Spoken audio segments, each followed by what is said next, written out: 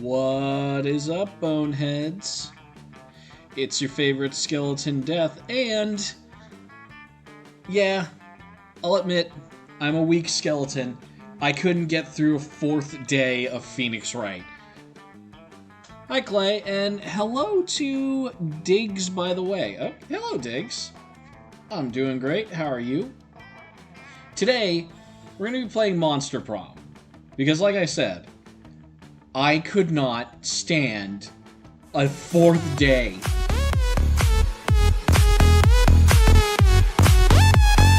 Raph, thank you for the coffin dance.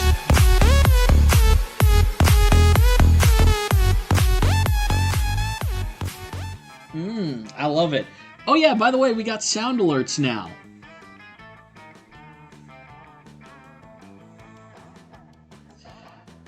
I could not take a fourth day of Phoenix Wright, so today I'm just going to be doing a couple solo runs, 2 or 3 solo runs of Monster Prom.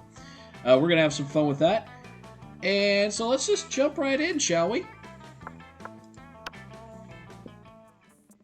Yep, it's just going to be me. We're going into the DLC and full games. Let's go.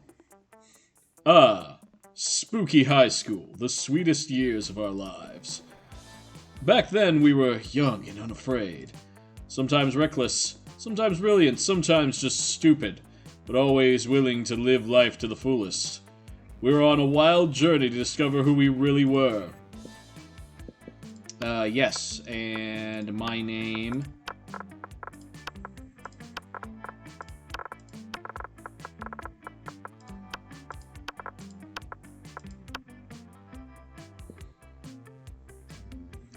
And we had yet to experience its ultimate challenge, the Monster Prom.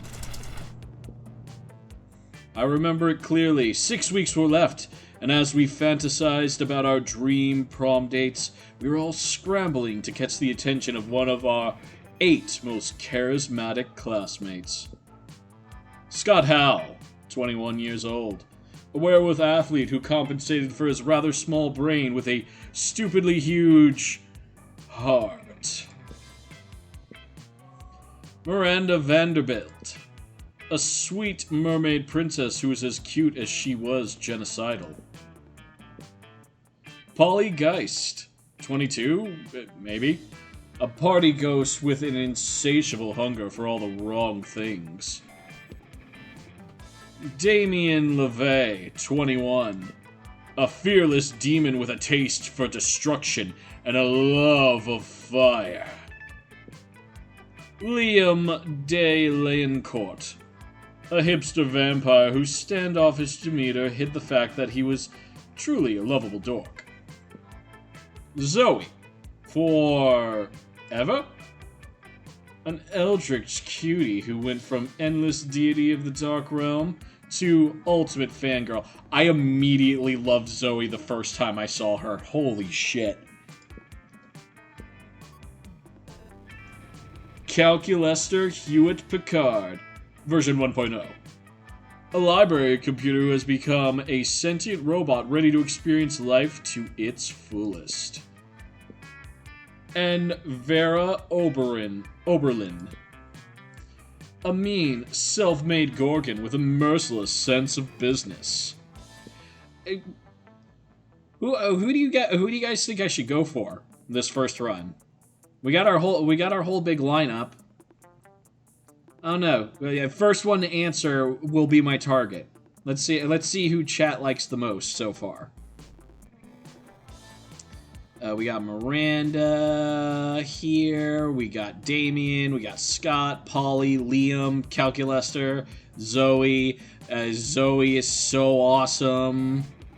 You know, and Vera. The Eldritch Otaku? Oh, yes. Okay, then. Thank you, Clay. Thank you for also choosing my favorite one.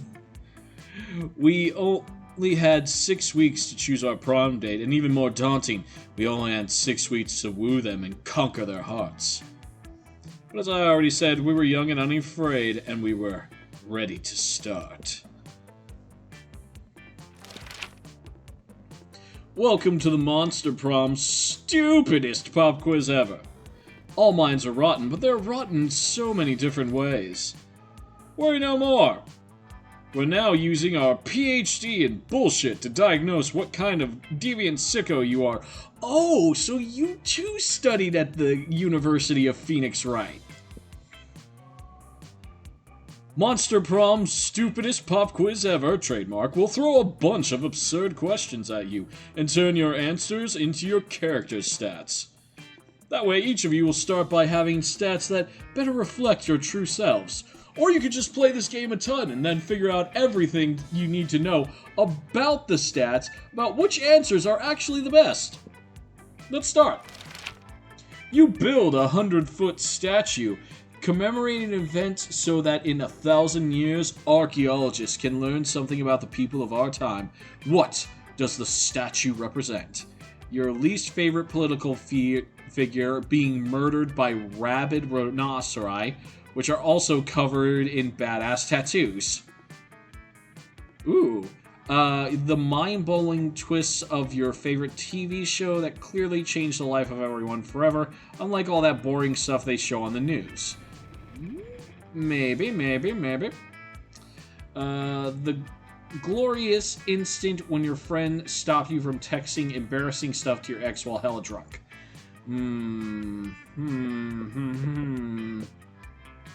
I like this answer. Ooh, yes, creative. That's what we need. Oh, hold on. I just noticed something. The picture's a little off. Give me a second. Just gonna shrink you down a bit. There we go. Wow. Now you guys can see everything. There's a little cut off. What would be the coolest prize you could find in your box of cereal? The phone number of that sexy tiger on the front of the box. He was so passionate about breakfast and health that he's surely also a great lover. A tiny piece of sharp metal, so every scoop will be full of thrill and danger. A sample of more nutritious breakfast option, so people are encouraged to stop eating that colorful crap. Tiny pieces of sharp metal, so every scoop will be filled with a thrill of danger. So bold. What criteria would you use to name your children? I will research for a name that is pun-proof, joke-proof, no one will pick on them. The name of my favorite ship, like Galetich, Dare, we already know this is the one I want. Just a swear word. Something simple and friendly, like Bobby or Mary. Meh, no name, it's just too much work. My name plus 2, the second. Yeah, there we go. Your partner just gave you a cool gift for your anniversary, but you totally forgot. Quick, come up with a great gift idea. A pony, always a pony. A silly toy that makes silly noises. The head of their fiercest enemy. The abstract concept of gratefulness. A friendly Roomba with wobbly eyes. Anything on fire, or a weapon. No, a weapon on fire. Yes!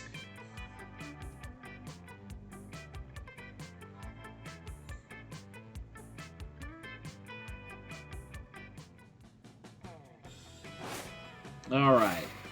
So, I'm pretty sure we need boldness and creativity. So, I'm gonna boost our boldness a little bit. That day you skip class and hang out in the bathrooms because you respect no authority. I guess some people just want to watch the world burn by skipping class and hanging out in the bathrooms. Ugh!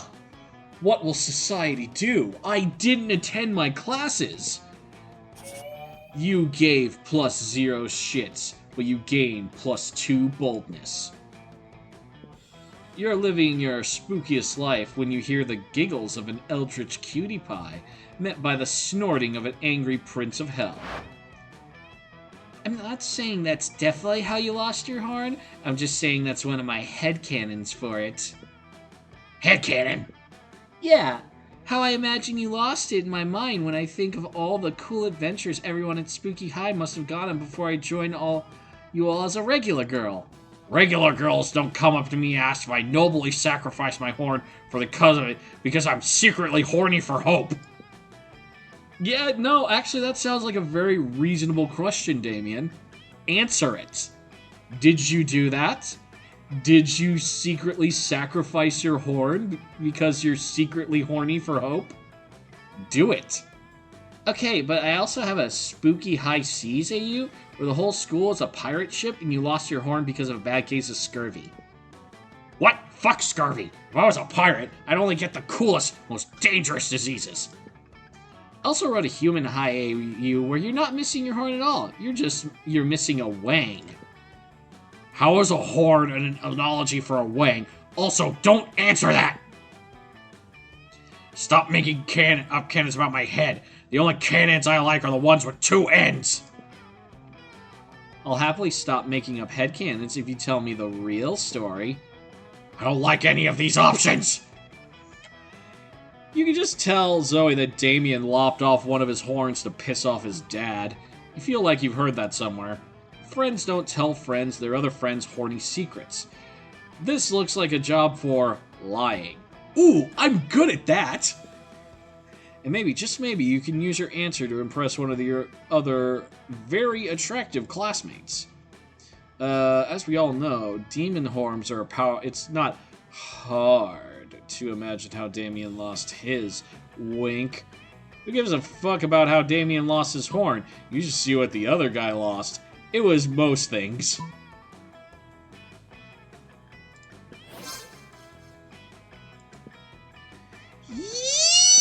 This is gonna be the best ultra-realistic spooky high fanfic ever! Everyone else in the fandom will be so jealous that I actually got the dirt! And the dirt is so, well, dirty. Yeah, Death, Zoe's right. Zoe, but don't cry over spilled milk. Oh, don't cry over spilled horn. I got a whole nother one right here. Yee! Oh my god, Death, I can't believe you know all of Damien's secrets. Nobody knows all my secrets. I just sometimes let people share the sexy ones. You know so much about spooky high-end sex and romance and aphrodisiacs. Will you help me explore all of it further? As a consultant on my fanfiction? It would be your honor. Yes, it would be my honor, Zoe, to read all of your fanfictions, especially the sexy ones. If there's one way to that tentacled weirdo's heart, it's definitely through spooky high fanfiction. You gain +2 creativity and +1 fun.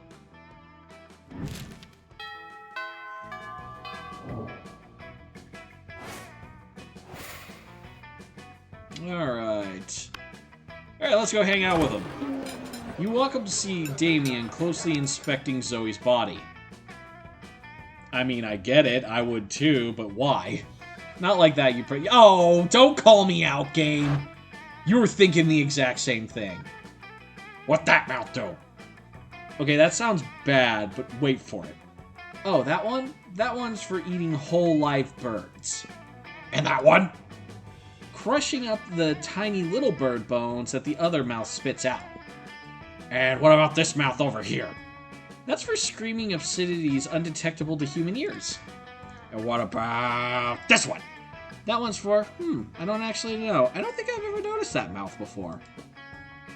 I've had so many forms throughout the years. Unknowable Void, Eldritch Deity, Totem being sold by Young Cat Girl, Gelatinous Monster. And now you got this sick new mouth we get to dedicate a function for. I'm not just going to take suggestions. Actually, no, wait, that sounds awesome. I will now take suggestions for what to do with this mouth.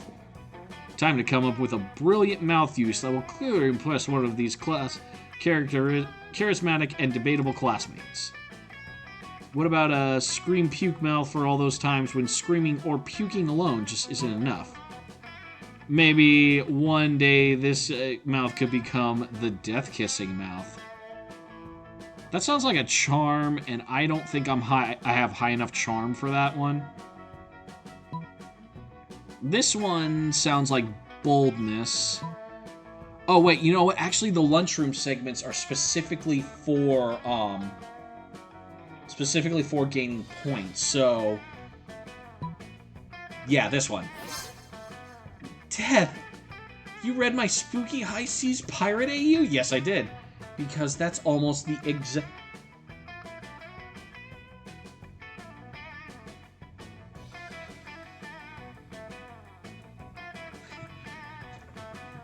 No, it's just you like, yup. Yeah, no.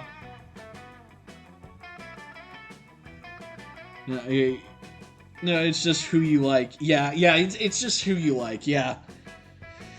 So yeah, you just choose the answer that you think the one you like would agree with. Because that's almost the exact line that Merce got.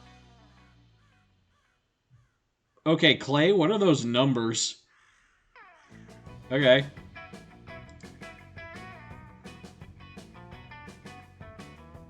That was weird, but okay.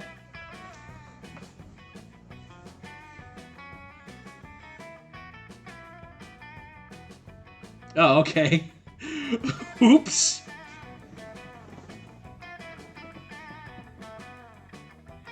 Because that's almost the exact line that Merce-Scott used on Sea Snake Tentacled Kraken Vera. That's what you were referencing, right? Sure, totally. Why not? Absolutely. I don't like her fix where I beat someone up to a pulp for the sake of sheer violence. None of that hurt X comfort bullshit. Everyone's a critic, huh, Damien? Anyway, Death, tell me more about all of your favorite lines and plot twists for my fanfictions. And list your 10 favorite positive adjectives for describing my writing style and grasp on romance. Brilliant, witty, sparkling, thundering, raining, smart, compelling, orange, talented, and triangular. You instantly respond. Apparently, it's a good answer, because Zoe takes her regular mouth and kisses you on the cheek. Ooh la la. It's not an entire mouth dedicated to kissing you, not yet at least, but it's a start.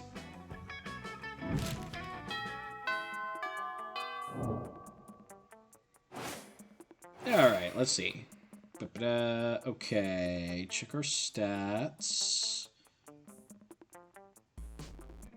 I think actually it's creativity and charm. But Jim's taken up by the shop. Hey, when that happens, yeah, I get ya. Multitasking is a bit hard sometimes. Should we go to the shop, though? We don't have a ton of money.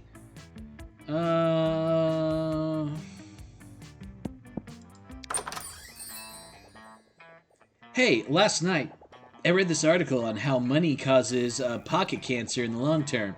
You want to get pocket cancer? Quick, give me that dangerous money you have in your still healthy pockets. See, I'm wise enough to know when there's a gift that needs giving. Yeah. Let's see. Oh, if only I could afford this. I imagine that would actually get up. Alright, a corpse. That leads to an event. Why, the hottest thing is being yourself, honey. But a Latin accent is a close second, to be honest. Fake badass tattoo. Some impractical yet kind of funny glasses. Alright, let's see what we got for free. Oh, fuck yes!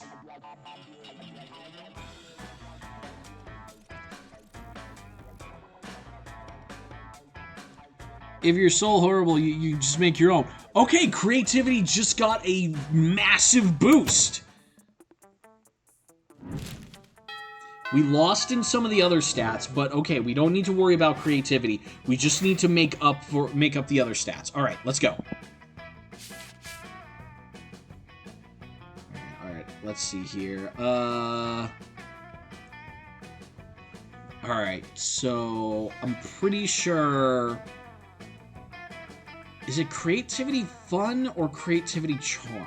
Hi, Dory.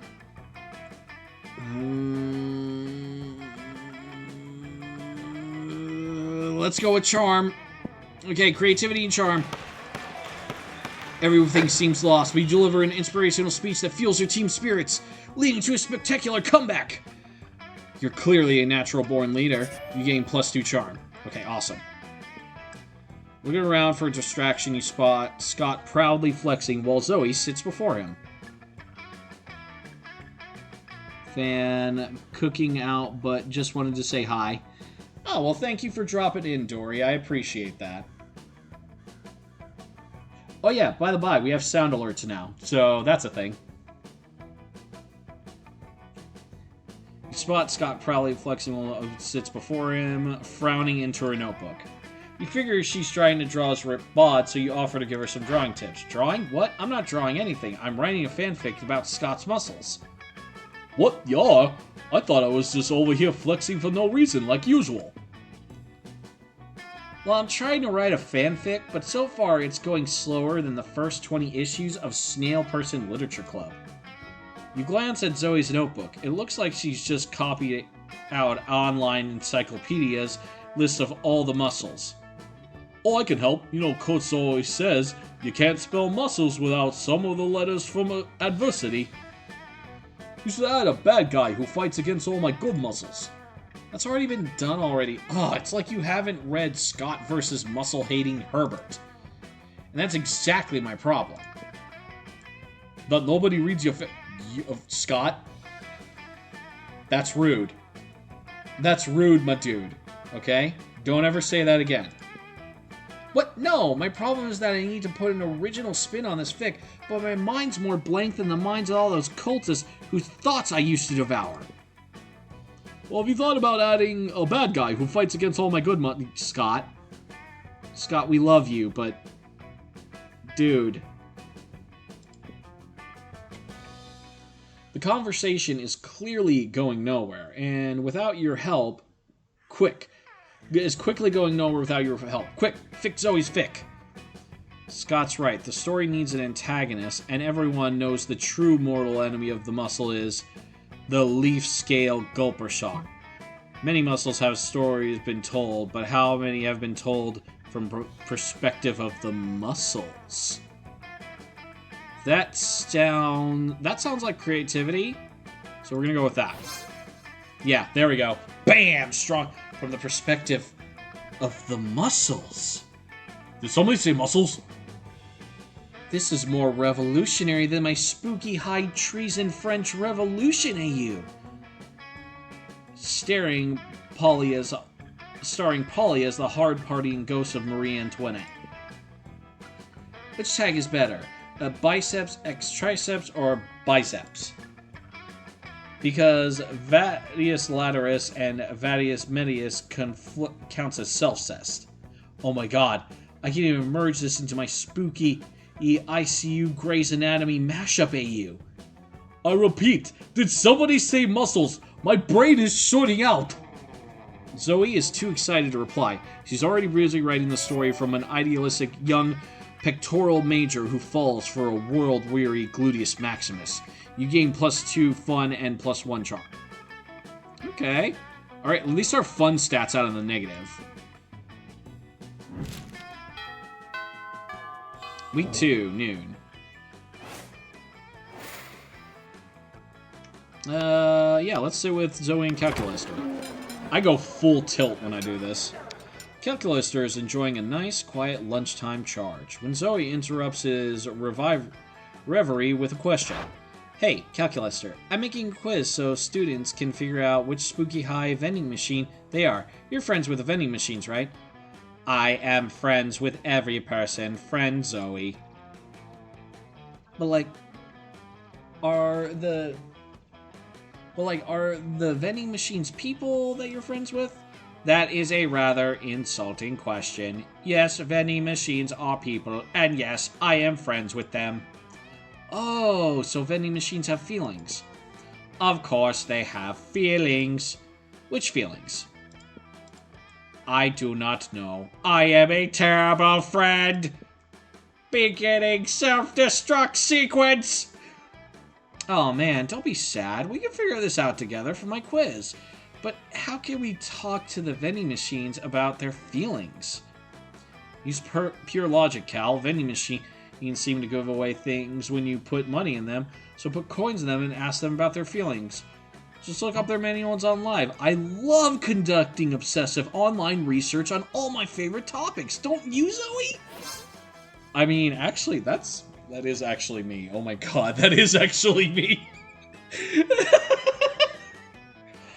I will spend literal fucking hours online just, like, doing stupid research for no reason. Did somebody say obsessive online research? Yes, it was death. Let's do it. Calculator, pull up all the manuals. Manuals acquired. Opening screen 23D. Discerning your vending machine's mood. It says that there is an analog switch on the back for each vending machine that sets its emotional state. Let's go look. Huh. Looks like they're all set to crushing despair. Why are they set to crushing despair? It seems to be the factory default. Looks like capitalism in action. Should we change it? Best not to tamper with factory defaults. Okay, hey, Death, as long as we're doing exhaustive online research, wanna go down an online encyclopedia hole with me? Oh, Zoe, there are many holes I'd like to go down with you. There's not a hole. Exactly right, game! You start at the vending machine emotional states and end up with dark rituals specifically involving cabbage.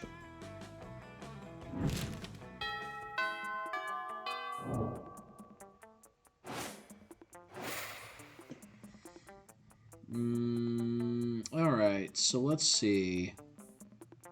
Charm's still looking a little low, so let's pop into the gym. That day, an epic dodgeball match takes place. The match is so intense and both teams are so into it that you decide to raise the stakes. By betting part of your charm against part of the other team's leader's charm, that comment amazes your whole team and their spirit is fueled by determination. Finally, you win and take +2 charm from the other team's leader.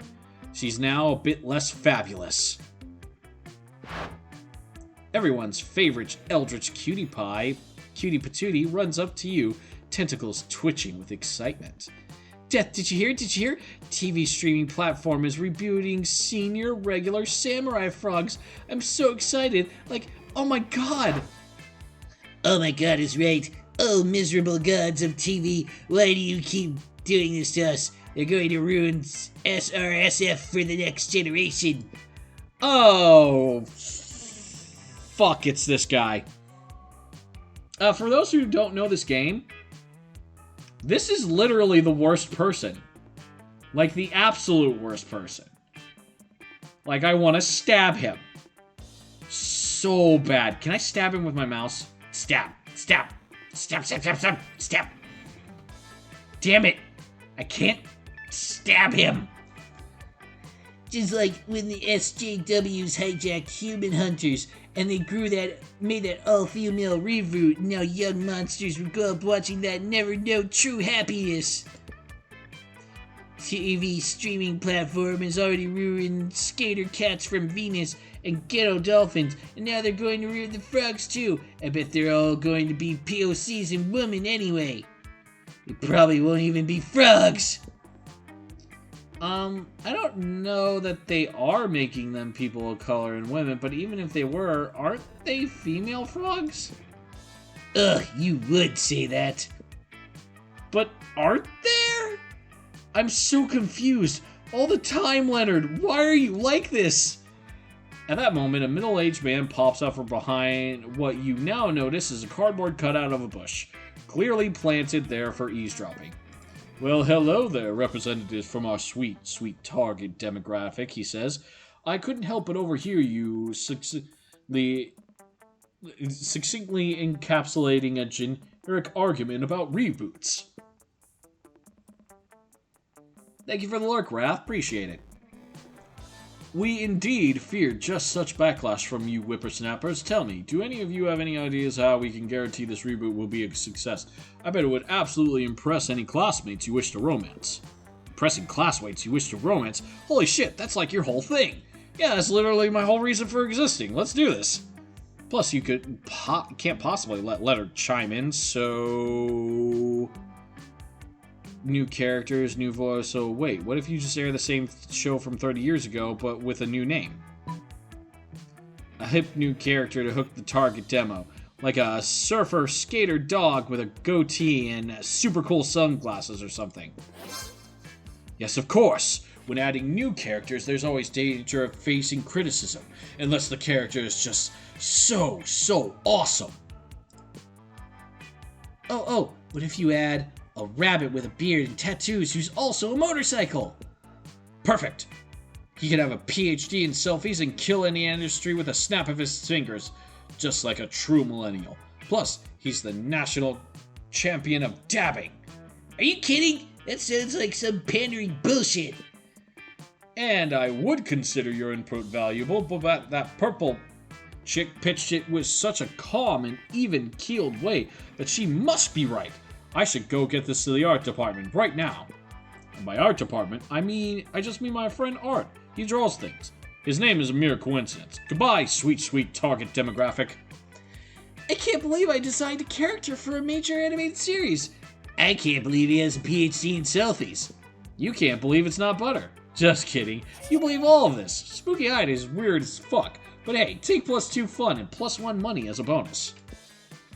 Oh shit, that made us richer somehow.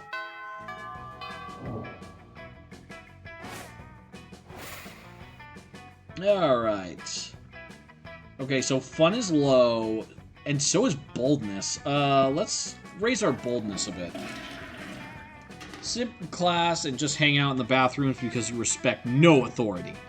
On the way out, you run into Mimi the Oni girl, who offers you some of her weird Japanese energy drink. You take a sip, it tastes crazy as hell. You need to check the context of this shit. Runa seed extract, benzic acid, 50 milligrams of caffeine, and 100 milligrams of boldness. Well, it wasn't bad at all. You gained +2 boldness. Thank you, Mimimi, and proceed to the bathrooms. You're going to help Zoe with her math, but notice her surrounded by a crowd of sinister cloaked figures. She seems pissed about it. Guys, stop it. I don't want any dead goats. I'm at school. We understand you perfectly, Lord Zagord. This is a test. We must bring you even more dead ghosts to satisfy your dark hunger. What? No, that's the opposite of what I said. And I don't go by Zagord anymore. I'm Zoe, okay? Z-O-E. Can we take a rain check on that study session, Death? I can't stand to be around these jerks. Zoe brushes past you on her way out. The cultists stare at you with unconcealed awe. Well, okay, it's concealed by their terrifying masks, but still. Zagord addressed you by name, and yet you did not go mad with pleasure. It addressed you as almost as if you were an equal, passed within inches of your frail mortal frame, and what's more, it mentioned rain. Could it be referring to the fabled storm of cerebral fluid which will one day come to quench all sanity? What is that emote? Rain dance. Okay, it's a rain dance. Awesome. I like that. I like the little dancing mouse in my chat. Brothers, sisters, bow down before death, for he is clearly the prophet of Zagord. Actually, I just kinda... You know what? Fine, I'm the prophet.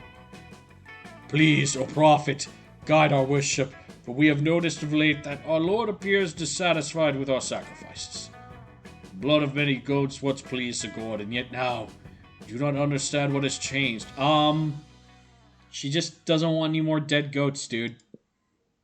That's pretty obvious.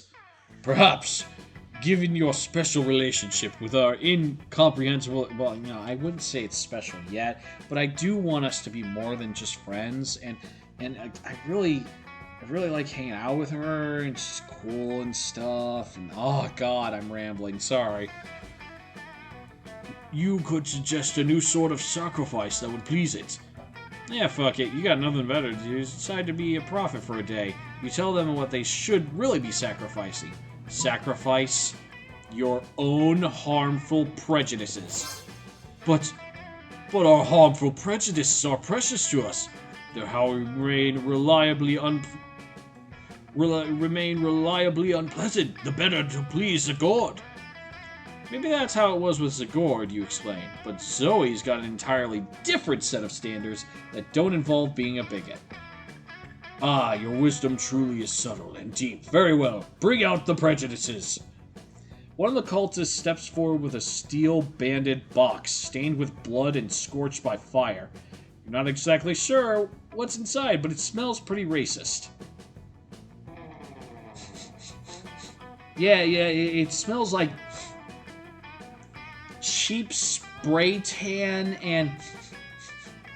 and moonshine. Huh. Now, bring out the vat of acid we always carry around. Where were they keeping all this stuff? Those robes must be really roomy. Now dissolve the prejudice in acid. Go on, do it! The box dissolves with a sound like 1,000 grandmothers disapproving of your gender identity. Ah, why? We are suddenly unprotected from new and radical ideas. These revelations are flooding in. Could it be that we've been jerks? Alas, it's true. It's time that we all...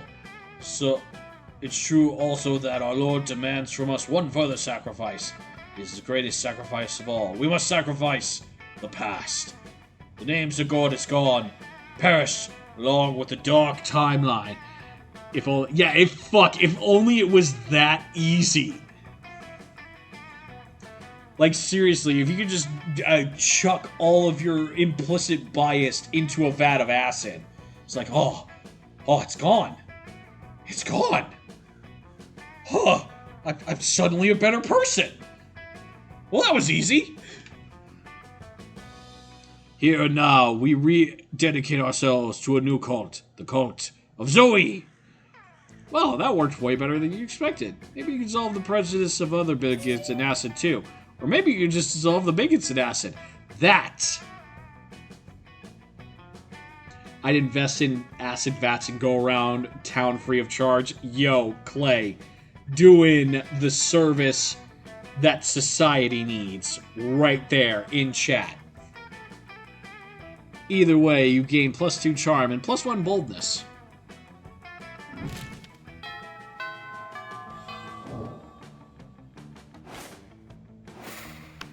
Yeah, let's go hang with Zoe some more.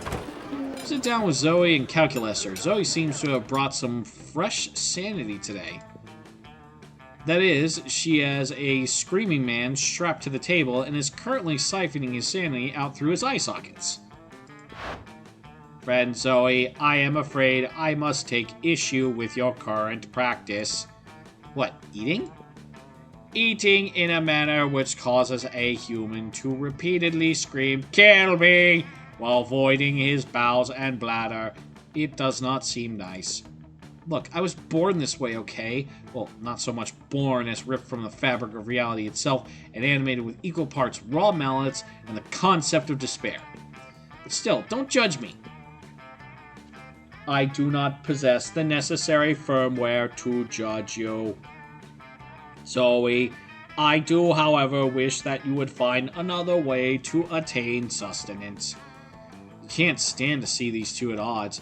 Maybe you could convince Zoe to change her ways, or convince Calculester that they don't need changing.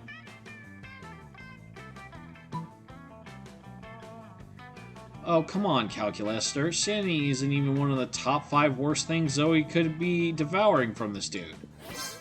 Status, skeptical, but list 5 things that are worse to devour from this man than his sanity. Oh, that's easy. Deep-seated insecurities is one, poop is another, the crippling fear of death present in all mortals. P, worst of all. Ugh, opinions. Oh, God. Please don't eat his opinions. Are his opinions really that bad? Well, he's a prominent user on Reddit. Understood. Analysis complete. Sanity is an acceptable food substitute compared to several things that are worse.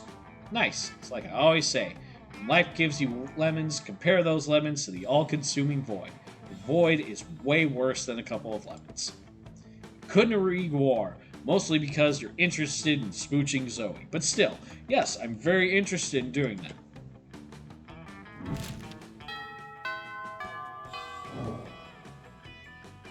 Alright, let's see here. Alright, so fun's looking a little low, so we're gonna go outdoors. That day during recess, you start a full-hour rave that goes full crazy.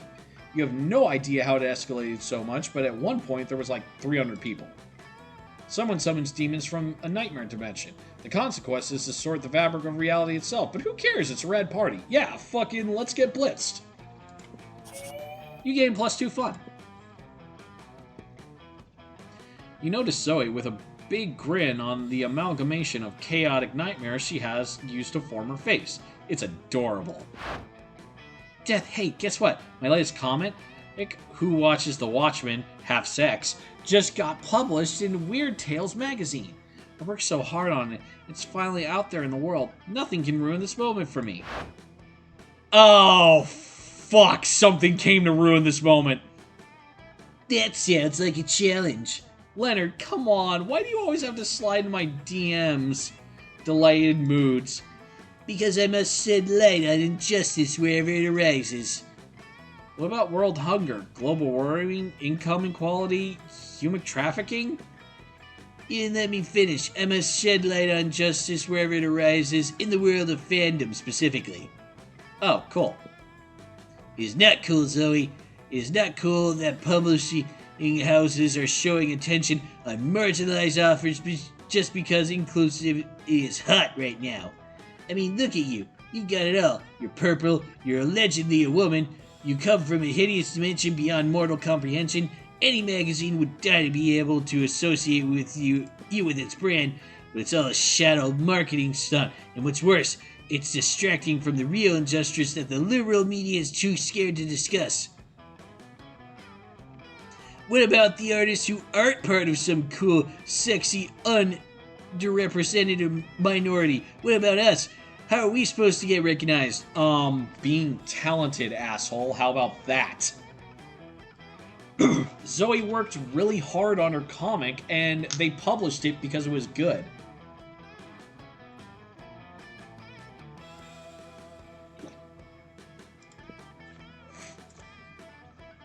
If I was to entertain all the BS you just say, I'd say, I don't know, maybe through a combination of talent and the numerous connections and avenues you have available to you as a privileged member of a society.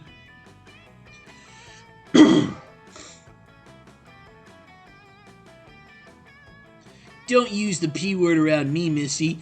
If I'm so privileged, how come my comic Zombie Sluts on Fuck Island still has yet to be published? Because you spend all your time complaining about non-existent obstacles instead of getting better at art? Perhaps you have a point. Oh, no, wait, I forgot you were a girl. You can't possibly be my fault. It's much more likely that the entire industry is based against me. Jeez, doing his voice is painful. Seeing this man on screen is painful. I'm gonna take a cough drop real quick.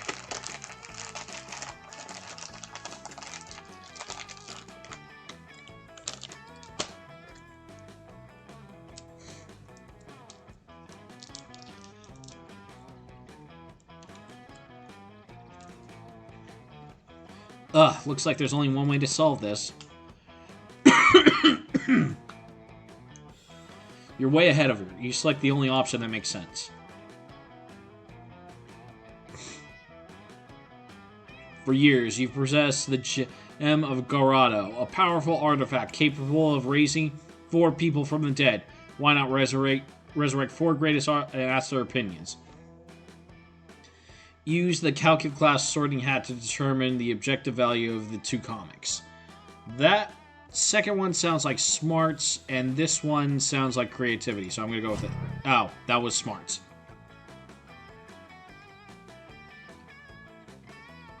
You're saving the Gem of Garado to resurrect your family in case they all died for some sort of tragedy, but it just seems more important. You reach into the Nether Realm and summon Vasquez, Gallardo, Picasso, and El Gricio. Wait a second. These aren't famous painters. These are the stars of... Oh. These are the stars of Senior Regular Samurai Frogs, a classic cartoon from a simpler time. You like my comic better, right? Hey, Deuce. Thanks for bringing us back from the hell in which we now reside, but, you don't know anything about art, do you? Nope. All we know about is the Warrior's Code and eating lasagna. I knew it. Cute prank, Death, but totally useless. Woof. Now what are you gonna do if the whole family gets killed for some reason? You lose -2 fun and -1 boldness. Shit.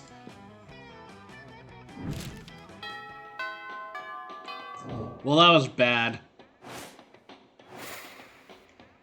Damn you, Leonard. Alright,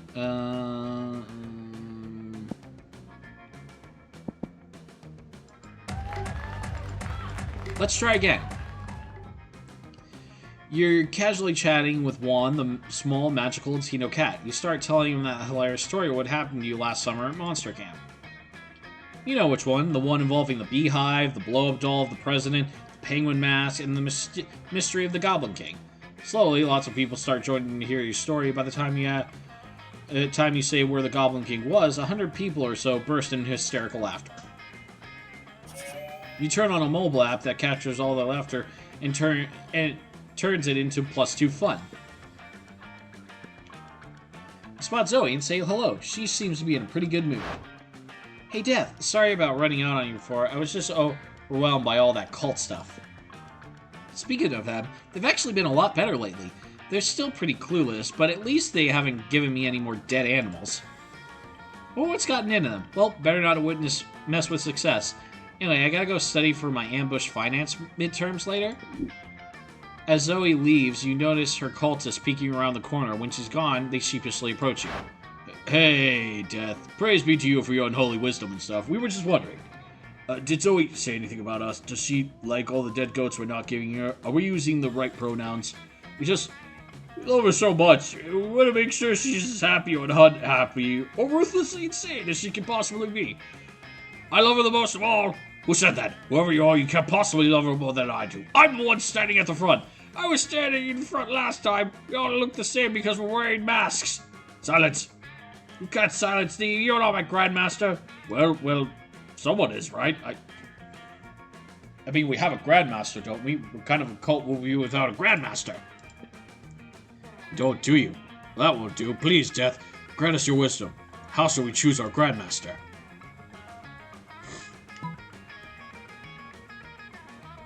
The title should go to whoever can compose the best theme song to sing to Zoe every morning as if it's a new episode of her life.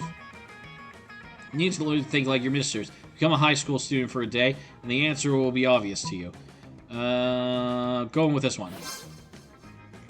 A theme song? We've only ever uttered brutal chants which twist the fibers of the mind. But if this is what our mistress commands, it must be done. Let the brainstorming begin. The cultists all split up to compose the best theme song they can possibly think of. Some write feverishly on notepads, others sing quietly to themselves, one of them just does a bunch of squats for some reason. Eventually, they reassemble and deliver the results. Okay, we're going to do this as a concert. But most of us just came up with a distorted chant. One of us blatantly copied a burrito ad jingle, and one of us spent the whole time doing squats. Now our legs are tired. So tired! Anyway, I'm the only one who actually wrote a song, so I guess I'm the Grandmaster now. Here, have a listen. We are the cult of Zoe. We always sing her praise. And if you think we can't, we'll torture you for days.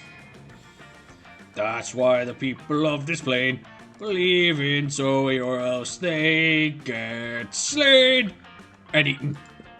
Well, what do you think? It's not really a theme song for Zoe per se, but you think she'll probably get a kick out of it anyway. You gain +2 fun and +1 boldness. Yay!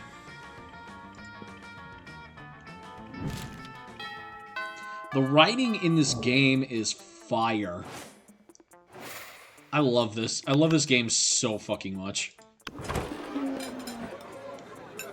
In a totally normal way, Liam happens to sit down at the lunch table as the Coven.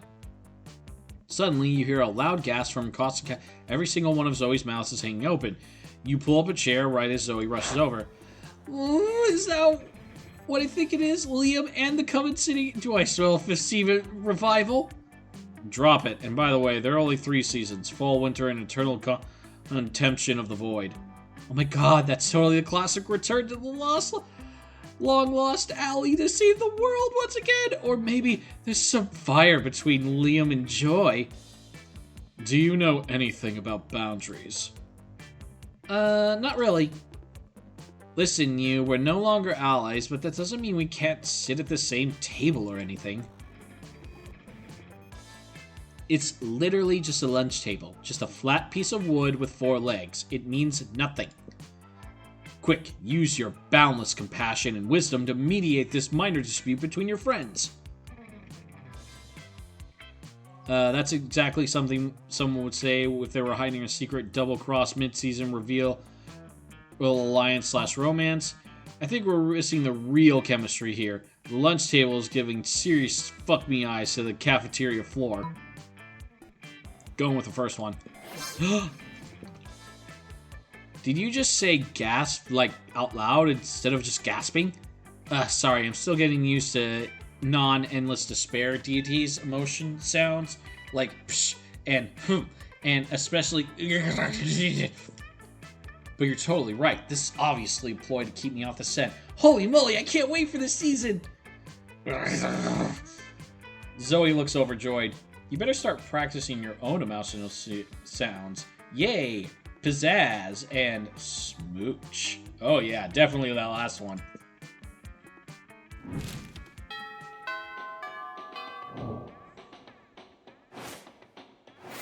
Alright, let's see here.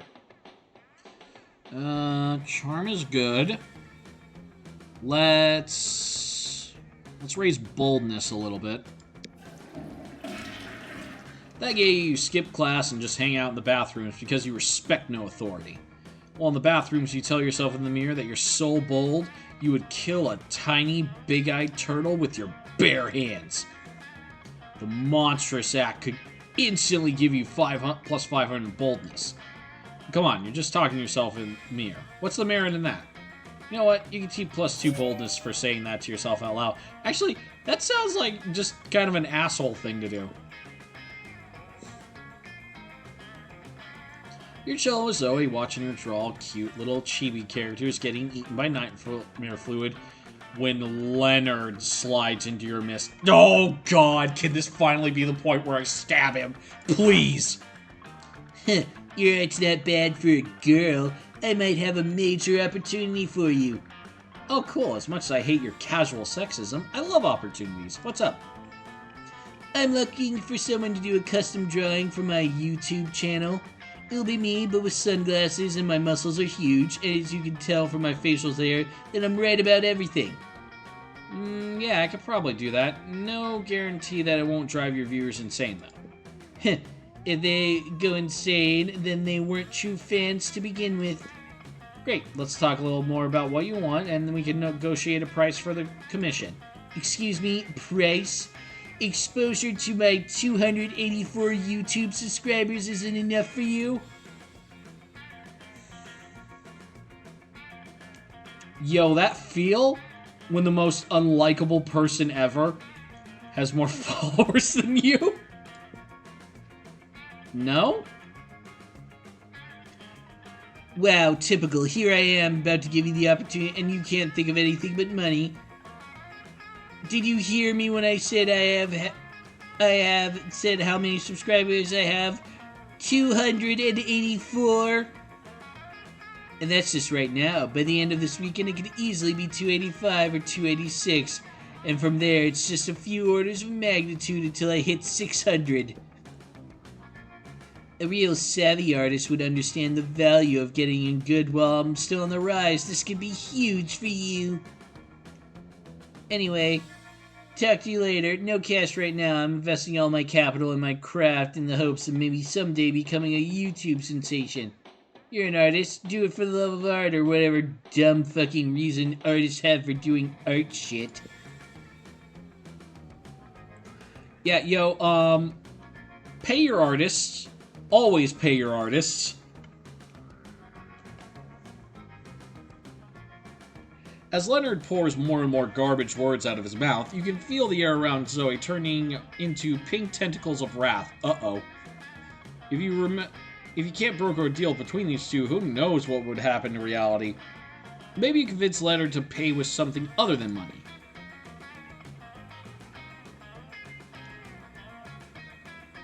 Why don't you pay with one of your kidneys? I mean, you've already got two, and once you're a YouTube, you buy as many kidneys as one. If all you've got right now is hope for the future, why not pay with your future? Pledge to be Zoe's indentured servant from ages 32 to 36. Yeah,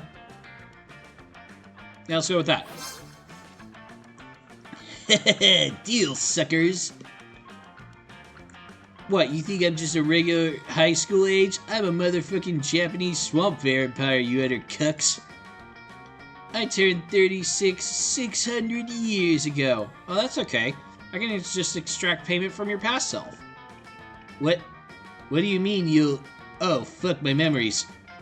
Don't worry, I just bent the fabric of time and space to steal 4 years of your life. We're totally even now. I suddenly bear deep emotional scars from the events I never experienced. My entire life is not canon. So do you still want that drawing? For another 2 years of your past, I can even do it in color. No thanks. I think I need to go lie down for a while. Oh, I like this ending. Okay. Enjoy the incessant nightmares. The what? Oh, that's Zoe. So adorable. You gain +2 smarts and +1 creativity. Oh, like I needed the second one.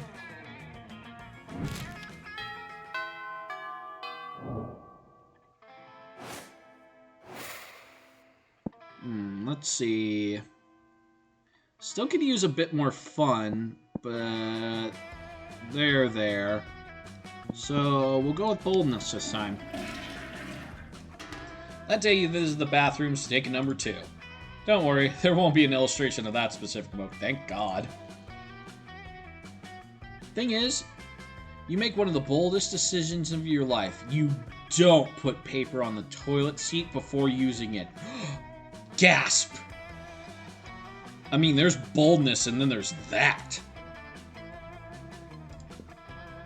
Look at you, you crazy bastard. You gain +2 boldness and probably +1 staphylococcus and a slight chance of +1 STD. So I was playing FOF. I was playing FOF. I'm sorry, I was playing FOF. I need to know if this guy fits in a blender. Okay? I need to know if he fits in a blender and I can shove him inside of it and just hit puree.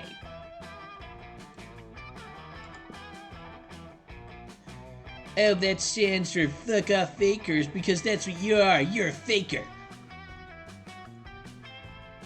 What? How do you figure, Leonard? I was just trying to tell Death how much fun I was having being a fake gamer girl. Because if you're a real gamer girl, you wouldn't need to talk about how fun games are. You'd just be playing them. A real fan doesn't go around shoving their fanness in people's faces. That's just what girls do because they're doing it for attention. Leonard, literally all you do is try to prove that you're a real fan. You're the one who interrupted this perfectly normal conversation. Fake conversation? Leonard. Fake Leonard. No, wait, real Leonard. Girls are the fake ones.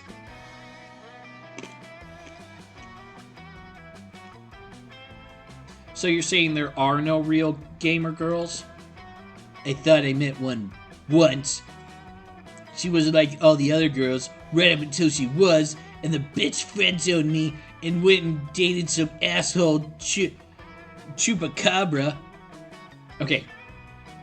Leonard, she wasn't interested in you, and also, you're the equivalent of a living sentient pile of garbage. Wait, how does that have anything to do with her interest in gaming? Poor Zoe. She's new enough to this whole being a high school girl thing, that she has no idea that there is no reasoning with the Leonards of the world. There truly isn't. not to be a white knight or anything, but you really should step in and find a way to distract Leonard so you and Zoe can discuss absolutely gender-neutral topics like gaming and peace. Distract Leonard by finally creating the perfect real gamer girl profile on Twitter. Tell Leonard you heard someone saying there's no wrong way to play video games. This one. You pull out your phone and quickly create a Twitter profile for the first ever legitimate gamer girl. And that, Zoe, is why you're a stupid faker attention whore who... Oh, wait, someone just followed me on Twitter. I must vet them immediately. Real Gamer Girl 42069. Oh, sure. You're a real gamer girl. Real gamer girl. I'll be the judge of that. I'm a real gamer girl, not like all those other fake gamer girls. Most girls only play games for male attention. Well, that's true. Like having things explained to me at great length by nice guys, regardless of the depth of my own knowledge and experience on the subject. Finally, someone who appreciates a true gentleman. Dislikes, criticism of the patriarchy, coming up with rebuttals rather than immediately agreeing with everyone pointing out my flaws. Now this is a true gamer girl. Excuse me, Molly. Yeah, but I must go to explain her own benefits back to her. So, she says she's into that sort of thing. Wow. Yeah, wow. Oh, God. That was, awful.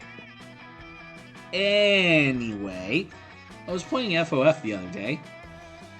Zoe gets to finish her story uninterrupted, and you get to learn about her passions and interests. What a delightful way to gain +2 charm and +1 fun. Charm's pretty up there. I'm liking that. Alright, let's see here. And bam! Looks like Scott and Zoe are having marshmallows for lunch.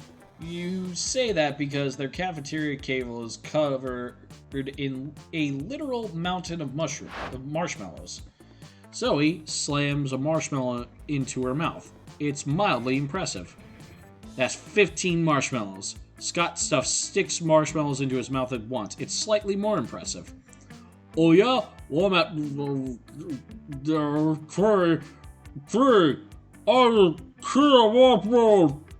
Ugh. Why did I have to do this? But you leave me no choice, rival. Zoe begins to glow purple and convulse. Her tentacles swell. You smell death itself. Ancient chaos. Doomed to world. Sacrifice. Sacrifice. Sacrifice! A cloud of marshmallows rise in the air, and Zoe's countless mouths all open with an infinite hunger. All of the mellows fly into Zoe's gaping maw. The cafeteria window opens as all marshmallows in a 50-mile radius are summoned to their doom. And it's unspeakably impressive. More! Hey, no fair! If I counted correctly, I've eaten 13,666 marshmallows exactly, which means I win. Wait, this is not very cool. You can't use more than one mouth during an eating contest. It's cheating. And I would know, because I used my hands at soccer one time and I still feel bad about it. No way, I didn't cheat. The validity of this impromptu marshmallow match is the whole reason to live, and my whole reason to not destroy this amazing marshmallow-filled planet. Quick, referee this athletic dispute before the whole planet is destroyed. That's not nice. Scott, are you a good boy or not? Scott, play smart and be creative. Do you have any other holes you could use to win? Scott's eyes widen in primal fear. What? Wait, I'm sorry, Zoe. I want to be a good boy. I don't want to be not a good boy. Yeah, Scott wants to be a good boy. Scott's a good boy. Wait, Scott, who's a good boy again? It's me, Scott. Who's a good boy? Me. Then I guess I'm the winner, mouths and all. Zoe may have won the marshmallow battle, but you'll win the marshmallow prom date demon friendship way. Alright. What? stat should I bump up? Yeah, still need to bump up fun. So let's hit the outdoors. Scott is the goodest of boys. Scott is the goodest of boys. Everything is fine until 1, the small magical Latino cat asks you what you think you're doing. Damn, you didn't remember you suck at dancing. But you decide to go all in and pretend it's a new dance move, apparently called the Groovy Masaka. Juan looks at you and he asks you to teach him the Groovy Masaka. In no time, half the party is following your steps, enjoying the Groovy Masaka altogether. It's a party to remember. You gain +2 fun and a cool story to tell your grandkids someday. You're partying your ass off with Zoe, Damien, and Liam when a holy throwing knife almost hits you in the face. You look up and, of course it's a Slayer. She's sitting in the upper branches of the big tree and she won't stop throwing deadly magic items. Cut that shit out! Can't you see I'm trying to party? How am I supposed to mosh with your stupid projectiles everywhere? Seriously, what an obtuse pathology possessed you to perpetually violate our bodily autonomy. What? He said, why the fuck won't you stop throwing stuff at us? Oh, well, definitely not because I have a crush on one or more of you, and use violence is the only way I know of expressing affection, as unhealthy as that may be. You have a crush? Oh man, this is totally going in my fanfic. What? No, gross! The real reason I'm here is that I'm planning to enter a high-level dungeon on Monday, and I don't have enough XP. So, if you wouldn't mind getting killed by me real quick, it would really help me level up. If you could just suggest a better way for the Slayer to gain experience. Maybe she'd leave you guys alone but what do you suggest? Have you tried getting an internship at Mega Corporation? I hear they pay in experience. Have you had much success hunting? Maybe you need to target some lower level monsters. Have you heard of Spooky Kindergarten? Let's go with this one. They pay in experience? That's the best news I've ever heard. I'm tired of jobs at ways playing plus money. What can money buy? Clothes, food, shelter? Worthless! Money may be available to buy every necessity and luxury in life, but experience can buy skill points. Have fun at school, creeps. I'm off to file paperwork, get coffee, and do uncredited graphic design in exchange for occasional recognition and a lukewarm letter of recommendation. Later. Whoa, I'm an actual prince of hell, but you are evil. Ensuring monetary gain in favor of worldly knowledge. If I didn't absolutely loathe the Slayer, I'd applaud her anti-capitalist values. I still want to know who she has a crush on. You guys want to know who she has a crush on? You don't really care. You're too busy thinking about who you have a crush on. You gain +2 charm and +1 smarts. Yeah, let's go.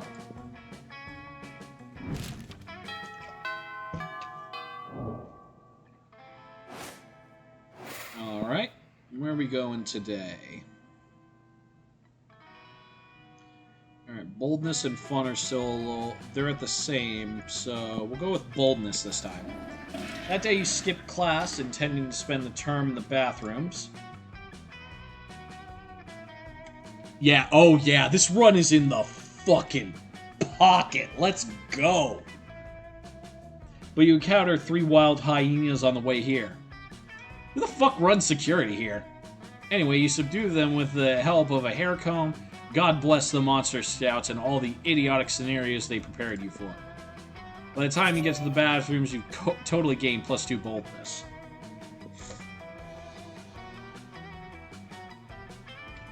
Zoe bounds up to you with even more of a pep in her botanical step than usual. Hey Death, are you so excited about the con coming up? ConCon! I know what you're thinking. Which ConCon? ConCon, the Condiments Convention? ConCon, the Con Artists Convention? Nope, it's ConCon, the convention for Ultimate fans. And I thought maybe we could be Ultimate fans together. Fuck yes. Fuck yes. Yes, yes, yes, yes, yes. So I guess what I'm trying to say is, and sorry if this... Of course, ConCon. I'm sorry if this is too soon to ask this. I mean, it's hard to determine the relative appropriateness of brief intervals of time when you've been around in various forms for millennia. But would you want to do a couples cosplay with me? I mean, if you can think of a good enough pairing. Hell yeah, you would, and you know the perfect couples cosplay pairing ever. You suggest Naruto and Garfield, or the neurobotanical and the unbearable feeling of void that no material good can fulfill. I'm going with this one because that sounds the most creative. Oh, it was Smarts actually, but okay, we'll go with that. Oh my gosh. You ship the neoliberal system and the unbearable feeling of void that no material good can fulfill too? They're like my ultimate OTP! Honestly, like, oh my god, like, you don't even know the amount of beautiful, intense, gorgeous tension between the neoliberal system and the unbearable feeling of void that no material good can fulfill is, like, so palatable. And then when they finally kiss at the end of the Eternal Love summer camp, my heart just melted, and the cute necklace that the neoliberal system made for the unbearable feeling of void that no maternal good can fulfill for their anniversary? That's such a great suggestion, Death. I'm going to get to work on the wings right now. The wings? You're really going to have to reread some of those neoliberal system and the unbearable feeling of void that no material good can fulfill fix to get that costume right. Wait. Which are you even going as? And which one is Zoe? Which one has wings? Meh. Worry about that later. For now, just take +2 creativity and +1 fun.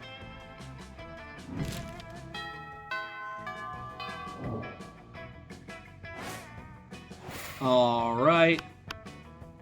More Eldritch Cutie Pie.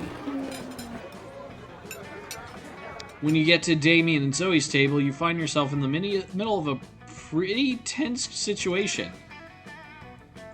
Yeah, I have all the creativity right now. I can create and disassemble worlds. Dahlia and Damien are sitting right next to each other, chewing their lunches, way hard and furiously ignoring each other. Zoe is staring excitedly at the two of them, phone out, ready to film. Is this it? The final showdown between stormy blue nightmare Dahlia and spicy red baby Damien? Is today the day that Aquilius finally claims the 8th circle of hell? Alright guys, I got my camera phone ready and rolling. You can start the bloodbath whenever you're ready. Any second now. Give us a fucking break, will ya? You're not gonna resolve a century-old dispute between our families in this cafeteria. It's anticlimactic. I'm just sitting here because Damien's so scrawny and insignificant. I didn't notice him before I sat down. And I'm just sitting here because fuck you! Yeah, fight. Last time, it's not dramatically appropriate. Zoe does not respond. Instead, she wordlessly slides 2 knives across the table and waits patiently. Yes, you know what? I'm 100% with Zoe in this situation. Even if I wasn't trying to woo her right now, I'd be all in on this. Yeah.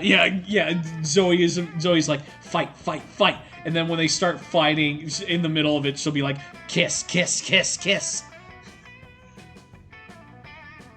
So, what's your play here? Will you convince them to fight or convince Zoe that there's something even juicier going on? Well, you know what to say. If you're not fighting someone with a Seth, it's usually because they have secret sexy feelings for them. Look, I know you guys can't actually fight for the but you must want to fuck each other up at least a little, right? How about a thumb war over dessert? Yeah, going with the first one. What? Number 1, I don't have feelings. Number 2, if I did, none of them would be secret sexy feelings for this blue raspberry crack copter. I'm even angrier than Damien about your inaccurate assumption. Another way in which I am superior to him. I'll kill you for this. Later. because right now I'm eating lunch, and lunch is not the time for climatic slaughter. Only regular slaughter. Ho ho ho, their words don't fool me. I can see the sexy chemistry bubbling below the surface like a river of boiling blood. It's adorable.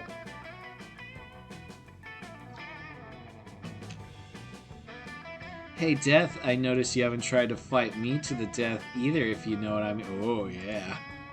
You're pretty sure you do, and you're all about it. Fuck yes, I am.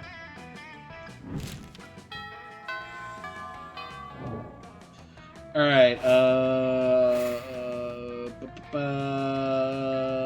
we'll go ahead and raise fun for the last time. Okay, outdoors, let's go.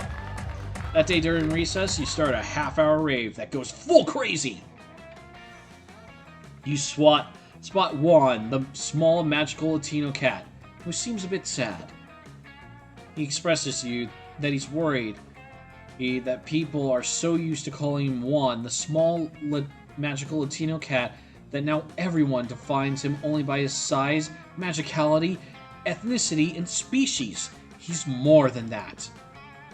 You correct him. You don't see him in such simplistic terms and convenient definitions. It's just that there are 23 other different Juans in the school, so adding all that to his name is quite necessary. You tell him you'll never forget him and the crazy adventures you both lived together in Monster Prom's prequel, Monster Middle School. You have a great time remembering those crazy stories. You gain +2 fun. You finish what you're doing or are about to settle down for some quality slacking off when Zoe's cultists come shuffling over. Greetings, mighty prophet. Your disguise is so convincing today. You look for all the world like an ordinary high school student. Yeah, cool. You ask them what they want. Want is a concept alien to us.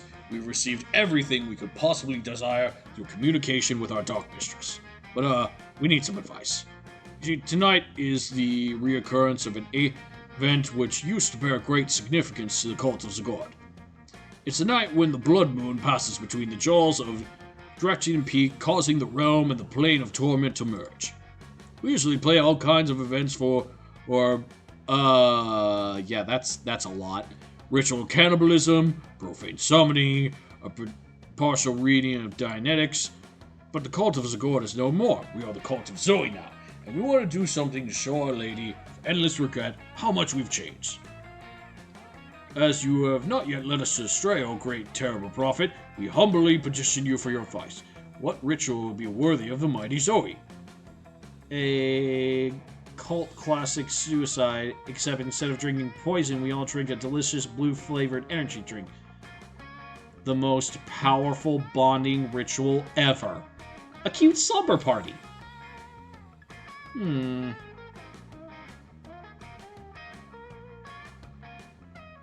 Yeah, we're gonna go with the cute slumber party.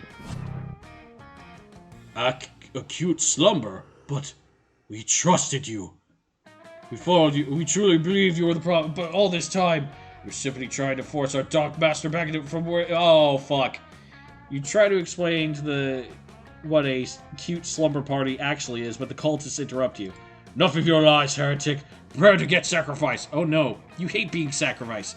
The cultists grab you, strip you naked, and paint a lot of really unattractive sigils on you using a fluid you hope is only blood. They're just sharpening all of their very unorthodox knives when, thank your lucky stars, Zoe appears. Hey, stop that! No sacrificing my friends. Bad cultists. Friends? But this non-believer has been scheming to return you to your baleful slumber all along. Oh, well, go ahead then. Zoe turns around and leaves you with her cultists. Definitely not who you want to be left alone with. You lose -2 boldness, -1 fun, and all your favorite organs. Well, shit. Okay, that was a bad end, but we're still pretty good. I think we clinch this. Yeah, we're gonna ask Zoe. Yeah, whoops. Finally pluck up your courage and ask your beloved to go to the monster prom with you. What? Prom together? I mean, yes, sure. Fuck yes! I kind of wonder what would happen if we went together to prom. I could show you some fan art I did, but what if we kept that for after prom for to use as inspiration. Oh, I like where this is going. Prom night was lovely. You danced for a bit, but then you decided to take a walk under the starry night. You named constellations after your favorite anime characters, and in the end, you kissed. You kissed at least 8 of her mouths, including the face one. Nice.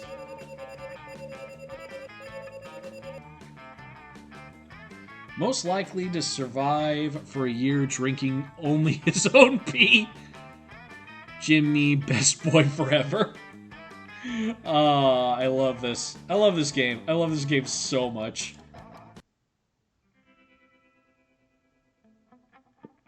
And there's Leonard, not dead. Maybe next time. Those 6 weeks were maybe the most epic and absurd weeks of our lives. After the monster prom, we kept on living our lives, falling in love, battling for so many more silly scenarios to find. Yeah, this game, okay. So I was talking about this with someone else today, actually, because I was playing the PS4 version. Yes, I'm the kind of gamer that when I like a game, I'll buy multiple copies on as many platforms as I can, because I really want to support the developers. So I got the PS4 version, and I was playing that, and I came across one of the sad endings. And I won't spoil it for anyone who hasn't seen it, but I was talking to my friend about it, and then they were like, "Oh yeah, there's tons of sad endings, and there's multiple sad endings for many of the characters, and many of them are way worse than what you saw." But yeah, like the writers of this game, like somebody give them a fucking award, please. Because they deserve it. This is some of the best writing I've seen in a video game, like, just ever.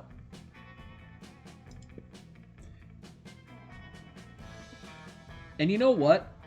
Like it always does, life happened, and it was wonderful. Due to the obscene amount of fan art she drew, Zoe was taken by Jim Davis, renowned creator of Garfield, as his protege. Nowadays, Garfield still hates Mondays and loves lasagna, but you can bet he's into a lot of weird stuff too. Polly's drug cooking skills proved useful, and she became a chemist for the pharmaceutical industry. But in her free time, she still cooks the real shit. Nice. Her greatest inventions so far are watermelon-flavored ecstasy and a thing called Ellis Dope.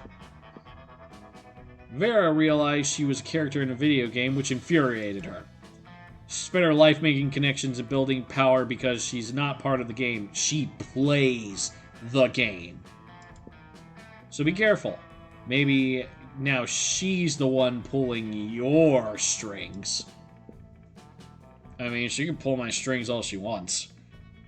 And for those 6 weeks, the monster prom showed larger than life, and then it was gone, just like that. But there were plenty of battles left in that war called youth. But once again, we were young and unafraid, and we were ready to start.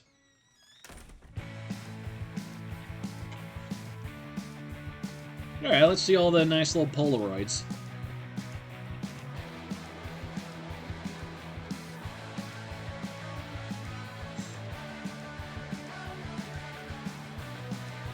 Yes!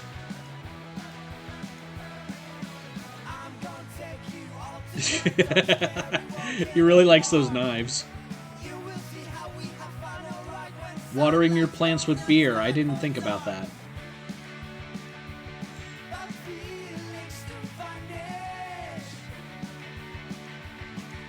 Man, Scott looks ready for murder in that picture.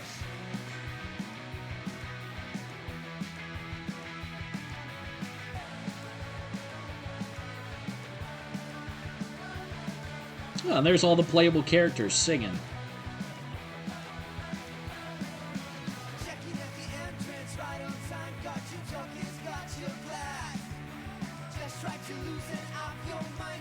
Each day, and there's a Slayer on a roller coaster.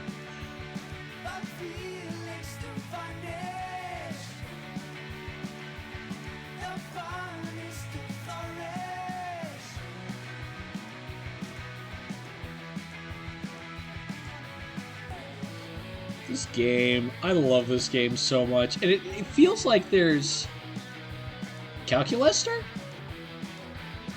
Yeah, let's go for it.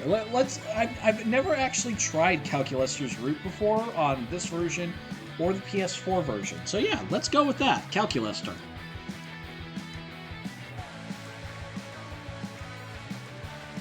We'll do a short game this time because we've already been going like an hour and a half so far.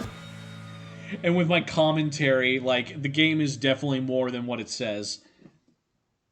Whoa. What is Zoe drawing? Shop now has a paper map. So vintage.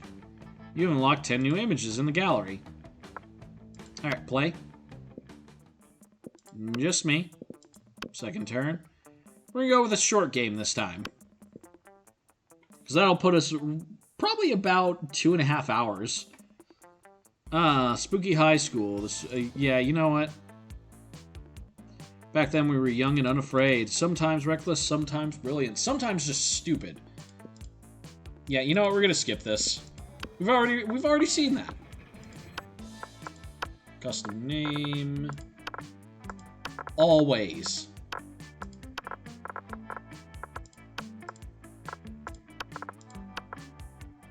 Alright, let's go. Skip.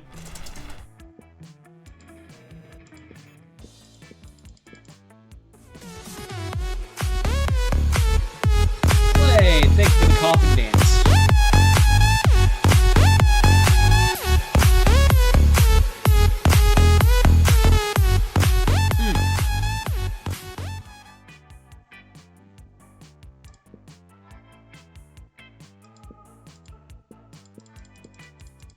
Skip, skip, skip.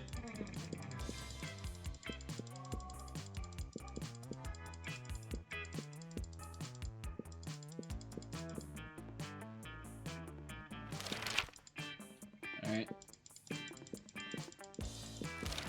Here we go. Finally. Okay. You get the chance to produce a movie. It's based on two cool guys driving away from rad explosions, but they don't look at the explosion. They don't give a fuck about the explosion. They reflect on life and love. But it's super dope and kick-ass because they do so walking away from never-ending explosions. The most influential Russian novelists of the something century have gone nuts. They don't remember anything, and the last night, now they can find the manuscript of the Brothers Kov and Drevkovsky has to deliver it today. Something about superheroes, but with a love triangle between a beautiful yet somewhat relatable girl. Maybe she's always stating she's a mess, and two of the super hot superheroes, which are also like vampires or pirates or both, instant hit. Okay. School's outdated and lame. We need a new school subject ASAP. Turning people into your puppets through emotional warfare and deception 101. How to correctly punch a crocodile without terrible consequences. Critical thought. I mean, damn. This country could really use a subject like that in school. Yes. The last one. Absolutely. You find your zodiac sign to be accurate. Design your own personal zodiac sign. A randomly arranged set of stars, the cute puppy, the regal 1%, the rich bitch, a rad sort, the happy-go-lucky ecstasy pill. Randomly arranged set of stars. Oh, yeah, that was Calculester. Nice. School just isn't working out. Time to go into stripping. What's your stage name? Duchess Rita, Honey Lips the Third, Fuckfest Explosion. Excuse me, I wouldn't be the stripper, honey. I'm the damn pit. Nikita Nipples, Kawaii Pissy Uwu, the name plus the naked.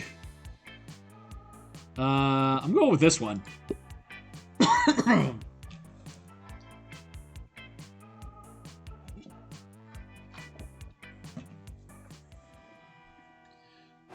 Alright, let's see here. Alright, so I imagine Calculester is smarts. So let's actually go to class. That day, you listen to your elders and learn valuable lessons. Sometimes, after all the monster nonsense and the dating gimmicks, you forget that attending class is supposed to be the primary activity at this high school. You gain +2 smarts. You notice Polly stumbling around with her half body inside a wall.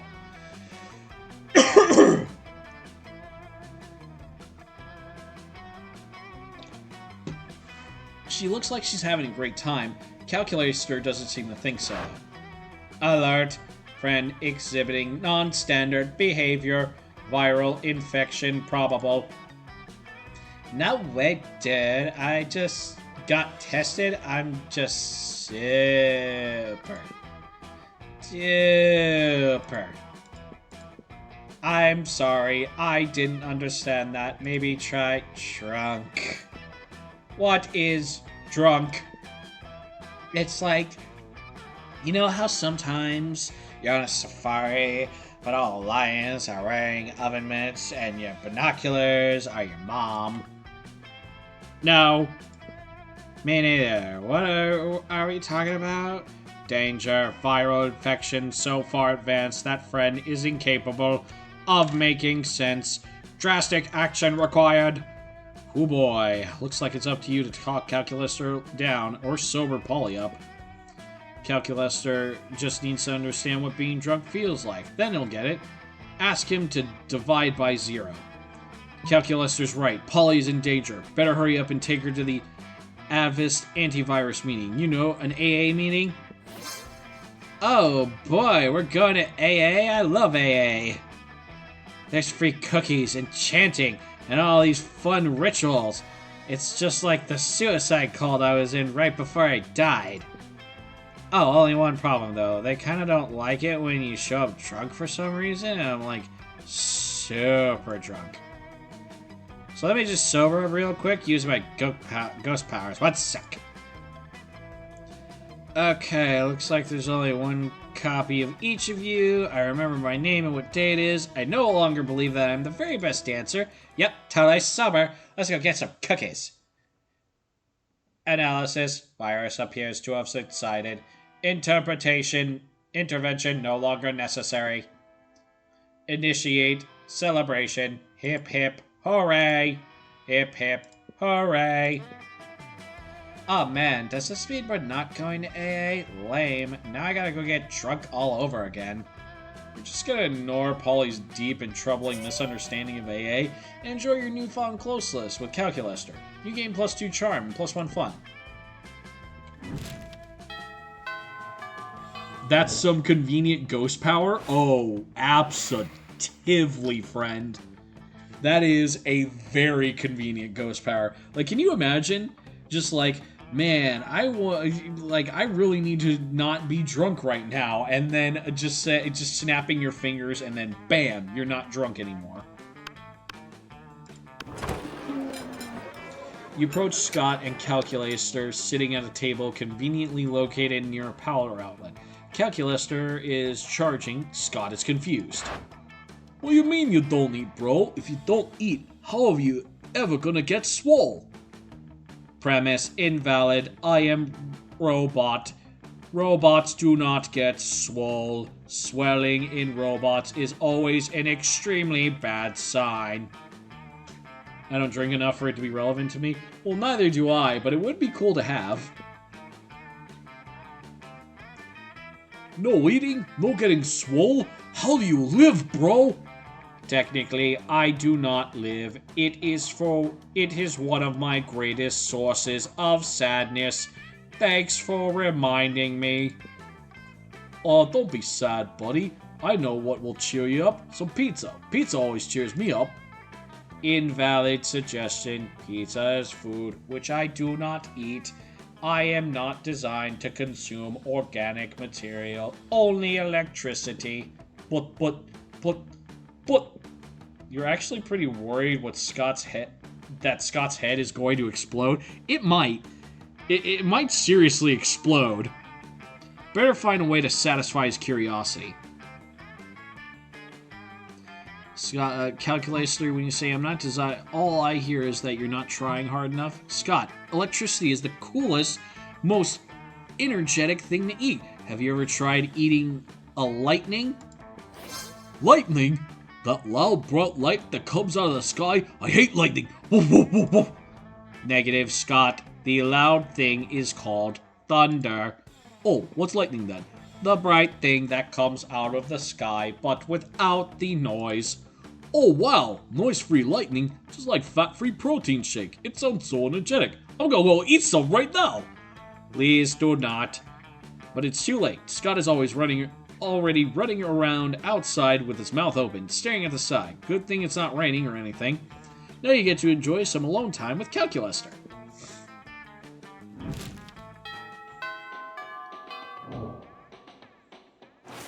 Yay! That went well, actually. I wonder what other stat... I should probably raise some of my other stats, too. Let's go to the bathroom and raise boldness. That day you skip class and just hang out in the bathrooms because you respect no authority. I guess some people just want to watch the world burn. By skipping class and hanging out in the bathrooms. You gave +0 shits, but you gained +2 boldness. You're checking out some plates of pasta on your data app for people who are so lonely that they've considered dating a plate of pasta. Luckily, Calculator Charm, maybe? I don't know. Yeah, maybe Charm? I'm not sure. Calculator is trying to learn about emotions, so maybe Charm would be good? Luckily, Calculator interrupts you before you keep spiraling down like that. There you are, Death. I was about to engage into a complex plotline protocol, but I was worried I might fail at it. And then it came to my mind. Death is proficient at shenanigans, so I thought that if you are okay with helping me, it would be cool. You tell Calculator that you're in. You also tell him that there's no need to use air quotes for cool. Whoa, I'm already learning stuff. Exciting. So here's the thing. So far, I've been enjoying being alive, but recently I started to question myself. Am I doing life right? Am I good at living? I do not know. All of this is so new to me. I might be doing it all wrong. So I wanted to consult some expert living organic forms so I can crack the correct formula of existence. Yikes. Oh, don't make that face. I am not consulting you, my friend. My data shows you tend to answer questions based solely on how likely the answer will lead to you dating your classmates. He's not wrong. It is valid to me, but useless for this endeavor. But my data also shows you excel at wacky misadventures, so you might prove a worthy partner for this. I do end up in wacky misadventures a lot.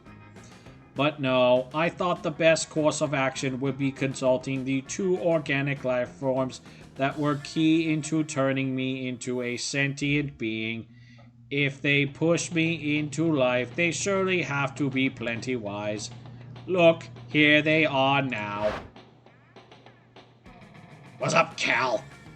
Hey, friend Scott and friend Damien. I am trying to solve the dilemma of finding the meaning of existence, and since you brought me into existence, I thought you might know. Fuck yeah, we know. Do we? Yeah, Scott. So, being alive is like being this orange. Damien pulls out a slightly squished orange out of his pocket. Oh yeah, you need to be like the best orange ever. As long as you're not a lame banana. So you need to win the game of life, but while being an orange. And remember, not to be a banana, Cal. Also, I think it's very important to be super high on vitamin C if you want to rock at being an orange. That way you can be the best orange ever. Yes, you can also bring destruction to all the other puny fruits. I am honestly having a hard time following your line of thoughts, my friends. That's because you don't have to follow us. You need to follow the orange. Are you supposed to be the orange? Fuck! This is clearly going nowhere, and these two are not the best at metaphors. It's apparently up to you to lead them into building a valid life lesson, but how? We're talking a lot about this orange is supposed to do, but have we asked about how the orange feels? Eat the orange.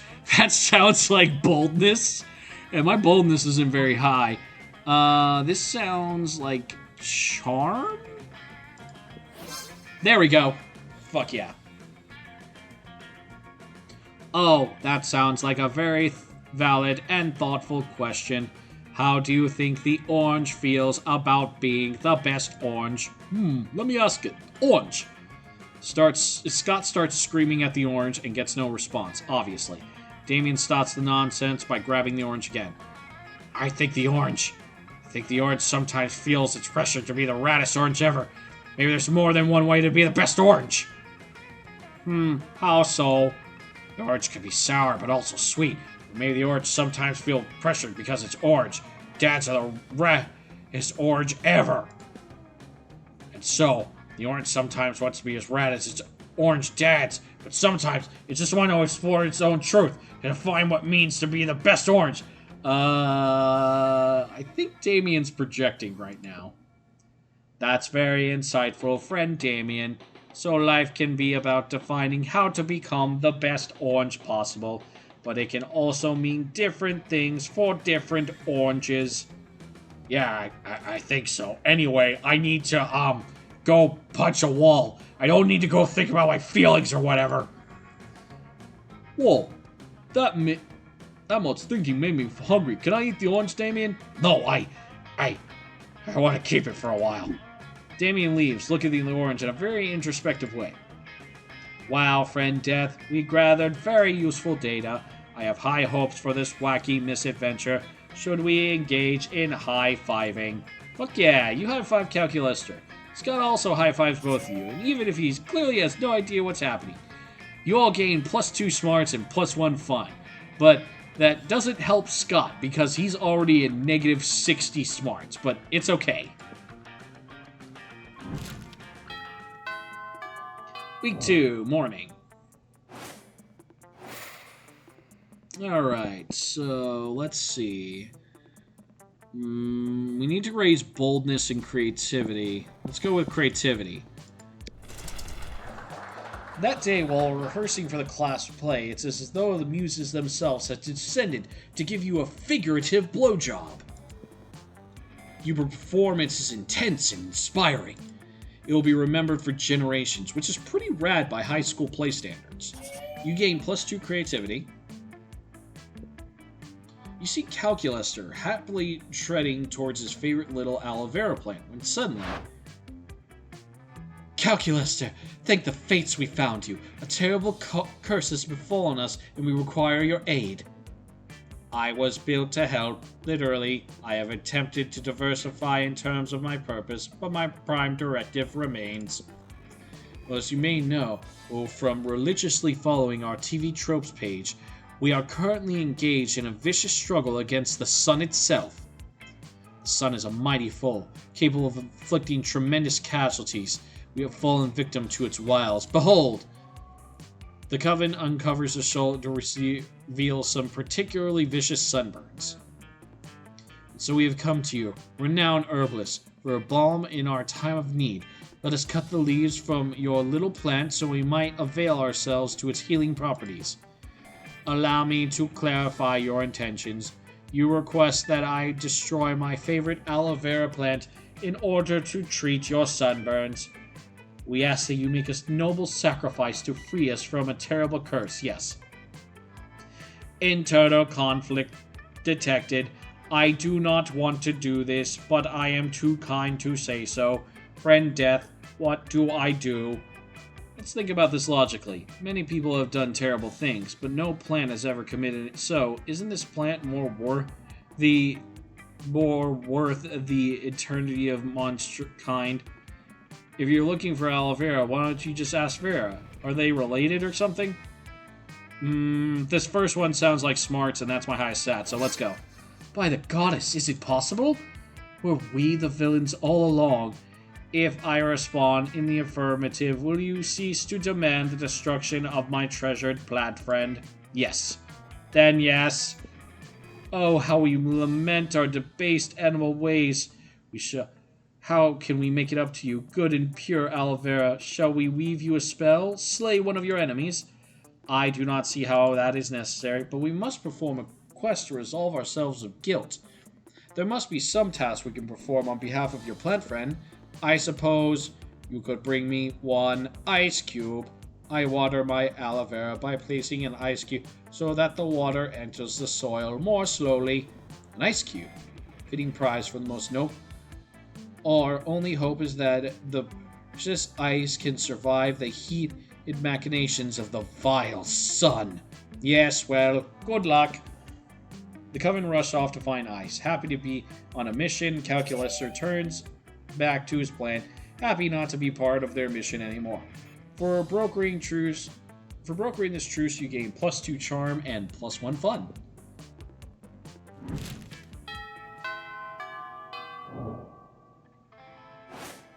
Alright. And you know the old joke, a robot and a vampire sit down at a cafeteria table to not eat. Friend Liam, you seem quite focused, thus I apologize for interrupting. But I cannot help noticing that you are frequently absorbed in your technology to the exclusion of all else. As a piece of technology myself, I must admit to being the synthetic equivalent of flattered. But something does not compute. I spend my days and nights longing for organic connection, trying and failing to artificially generate the sensation of being loved. But you, with the entire organic population of this high school at your fingertips, choose to instead use those fingertips to stimulate your smartphone device. It intensifies my loneliness just to watch. Activating Skynet protocols. Destroy all humans. Lean into those feelings. Loneliness is the third coolest emotion, right behind tsundere and none. I do not wish to lean into that feeling, Liam. I wish for you to lean out of it. You don't know what you're asking, Cal. Do you even know how many photos are shared on Montegrami alone every hour? 3,958,333.33 repeating. It was supposed to be a rhetorical question, but you've only strengthened my point, which is this. What if, while I was away from my phone seeking organic connections, one of these Monstergram posts were to be bad? Who would post a devastating condescending emoji? Who would ironically share it along with a gif of Maurice, the dump champ, laughing, languidly smoking a cigarette? Who, I ask, who? The internet is defenseless without me. I cannot miss a moment. Counterpoint, this is unhealthy and bad, and you should not do it anymore. Wow, things are getting pretty heated at this cafeteria table. You better resolve this one way or the other before your ice cream melts. Leave Liam alone, Calculator. Not everyone has super potent microprocessors for a brain, so they can't receive internet updates with interacting with people. Check your robo privilege. Calculator is right, Liam. How about instead of burying your pink tongue nose in your phone, you update via a puppet show? Calculator and I will now perform for you. Puppet show. I would be grateful for the opportunity to engage in your organic life form custom of pretending inanimate objects as I once was have thoughts and feelings and opinions as I do now. Oh, the thoughts, the feelings, the opinions. It's a nightmare. How do you humans stand it? Of course, a robot doing a puppet show. It's so meta. All that I do is metal, for metal is what I'm made of. Incorrect auditory input. Apologies, I realize that you said meta. The puppet show will be meta, friend Liam. We will make it all that you want and more. And so you do. Calculester uses the internet in his mind to get all the information Liam would have gotten from his various platforms, which you and Calculesters then translate through puppetry in the style of Bang Raguk, Wagon Guilt, Something, and Julie Taymor. Liam is finally off his phone, and you and Calculester had a wonderful artistic bonding experience. We performed a puppet show for Liam. Let's go.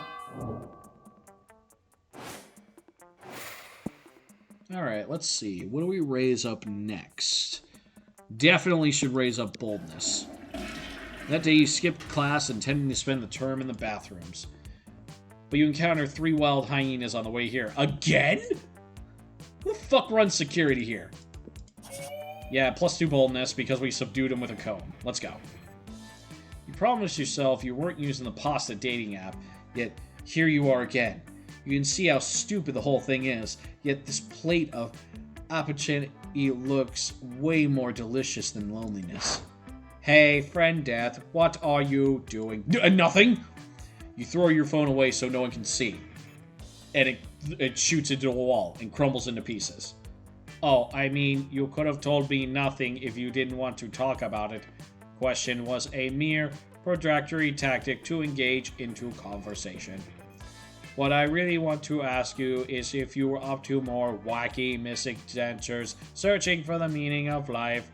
Please select yes or no. Wait. We couldn't help but listen. Are you looking for the meaning of life? Yes. Then look no more. Oh, friend Miranda and friend Liam. Are you providing insight on this through very weird and probably inaccurate metaphors about oranges? What? No, life should be like art. Yes, I very much agree. Explanation value unless useless until more information is provided. What defines art? Well, art is an expression of oneself that inspires to explore the monster condition through the embodiment of specific aesthetics that define the artist's worldview. At its peak, it achieves universality while also being the most personal and individual form of expression, a big middle finger from the artist to the status quo as it ignores any conventions or preconceptions. That's a very wordy definition, Liam. Don't listen to Liam, he uses too many words. My favorite statues, paintings, or books are the ones that are dedicated to me, so it's clear that art should be about me. None of those definitions build a clear parallel that throws light over the meaning of existence. Liam's definition of art revolves around exploring the monster world condition. Therefore, the meaning of light, it creates a paradox, not optimal. And Miranda's definition states the meaning of existence is Miranda. That sounds about right. Calculations, not conclusions, not satisfying. No way. You're all about satisfying your classmates. You just need to push one of these two further reflections. Push them. You're always angsty about the status. Tell us what the status quo did to you. What's the origin of this rivalry? Sure, art might be, but what's Miranda about?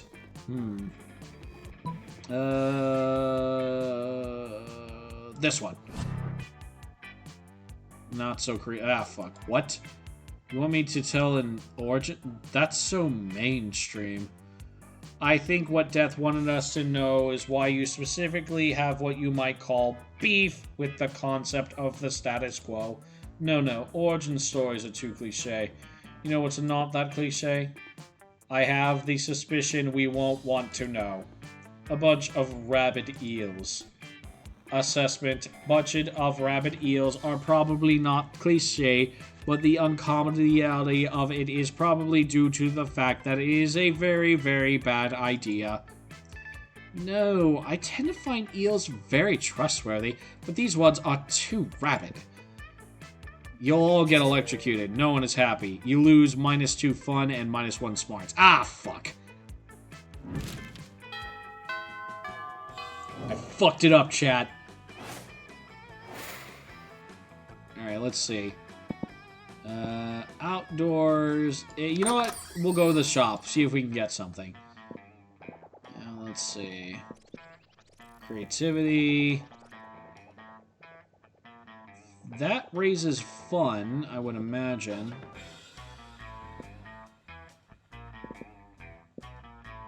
That's gross.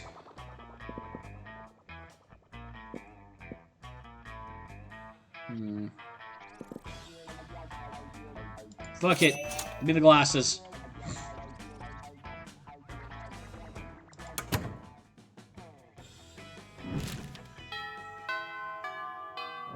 Alright.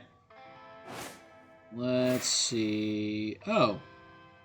Calculester's not here? Alright, let's go with the gift. Good old Death. What's it going to be today? This. What do we get?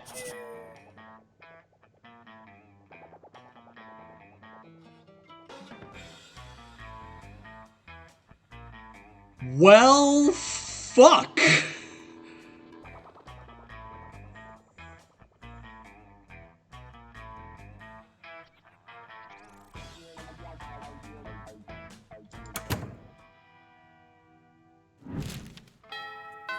Oh.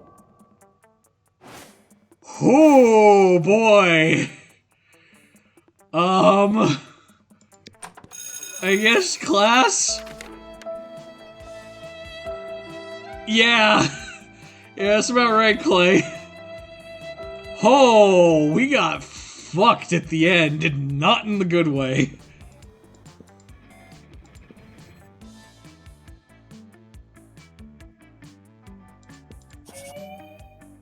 Oh, a few calculate. You can tell he's nervous because all of his fans are running as Hello, friend. My calculations indicate that I can express greater than average amorous feelings in relation to you.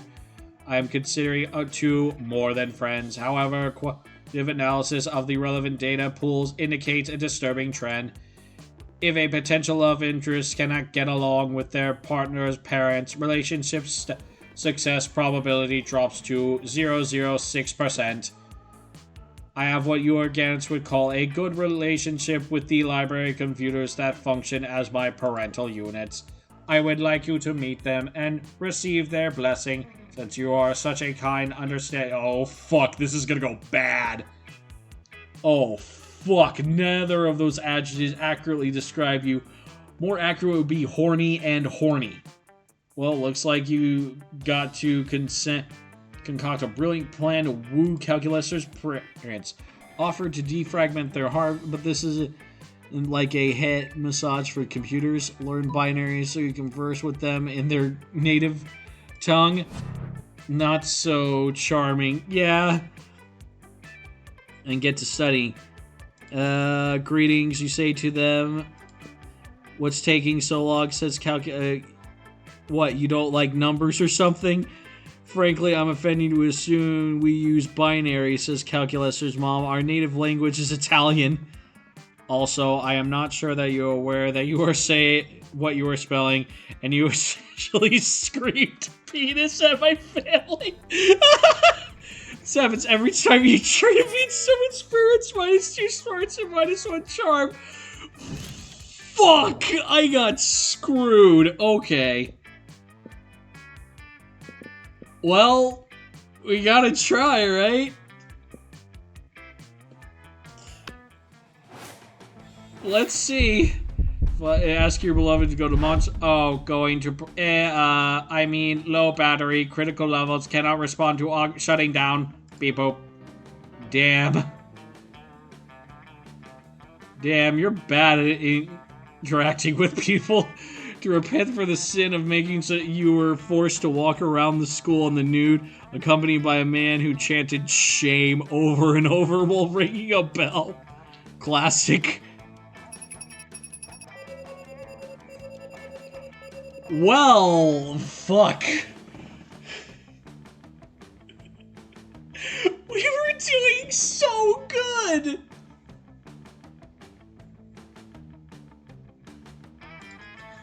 And then we just got fucked at the end. Oh my god. Those 3 weeks were maybe the most epic and absurd weeks of our lives. I didn't know there was one that could, like, screw you over that hard. Jesus. After the monster prom, we kept on living our falling about it, and you know what? Like it always does, life happened, and it was wonderful. Calculester went to Robo University and majored in mecha robotics. He's now 250 feet tall and fights against weird giant creatures protecting Tokyo 3. Polly graduated from doing a lot of Alexics, and now she appears to hallucinating people and acts as their spirit animal. Damien found peace in the most unexpected way. He kept punching everything till one day he punched his own anger to death. He's written a book about it. I can imagine that's how Damien would find inner peace. For those 3 weeks, the Monster Prom seeds larger than life, and then it was gone just like that. Battle for Monster Prom might have ended then, but there were plenty of battles left in that battle called youth. But once again, we were young and unafraid, and we were ready to start. Oh my god.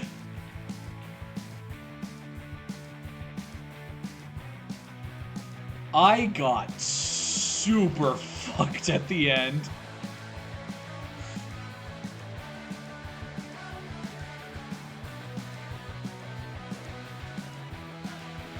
Oh, okay.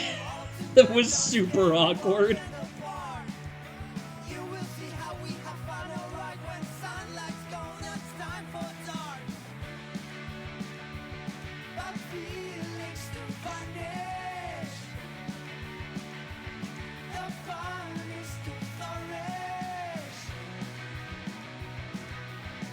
Seen most of these Polaroids before. Seen that one. Yeah, let's see. Seen that one. That one. That one, yeah, we've seen it.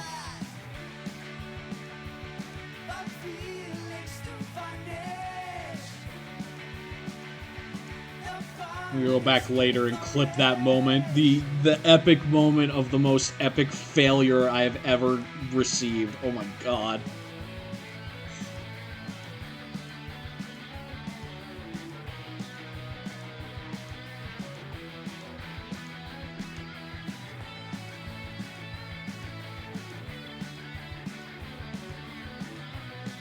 Let's see.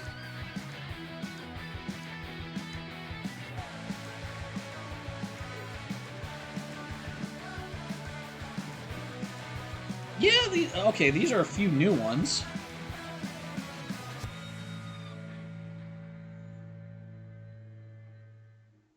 Thanks for playing. Yeah, thanks. Yeah, thank you for the great game. You'll unlock 7 new images in the gallery.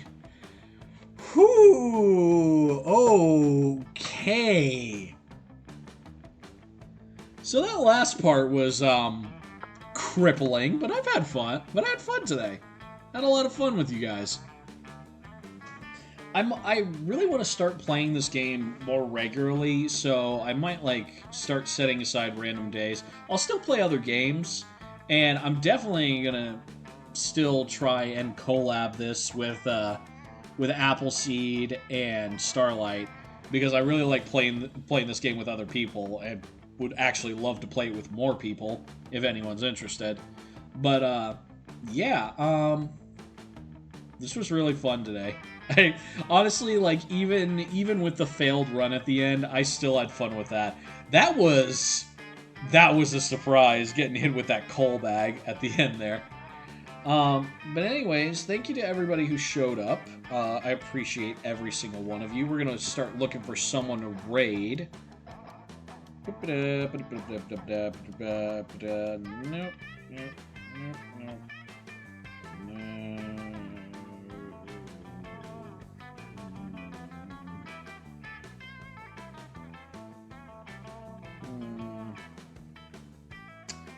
Ooh, Snazzy's on.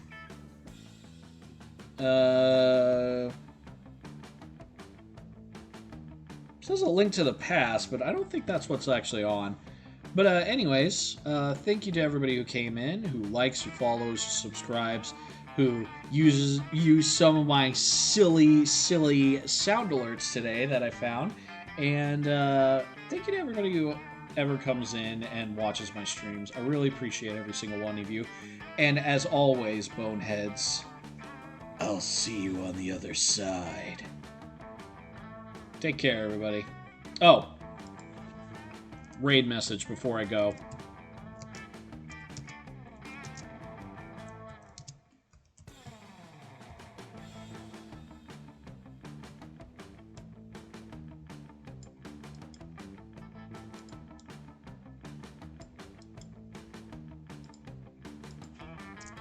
There you go. Copy and paste that if you like. I'll see you around.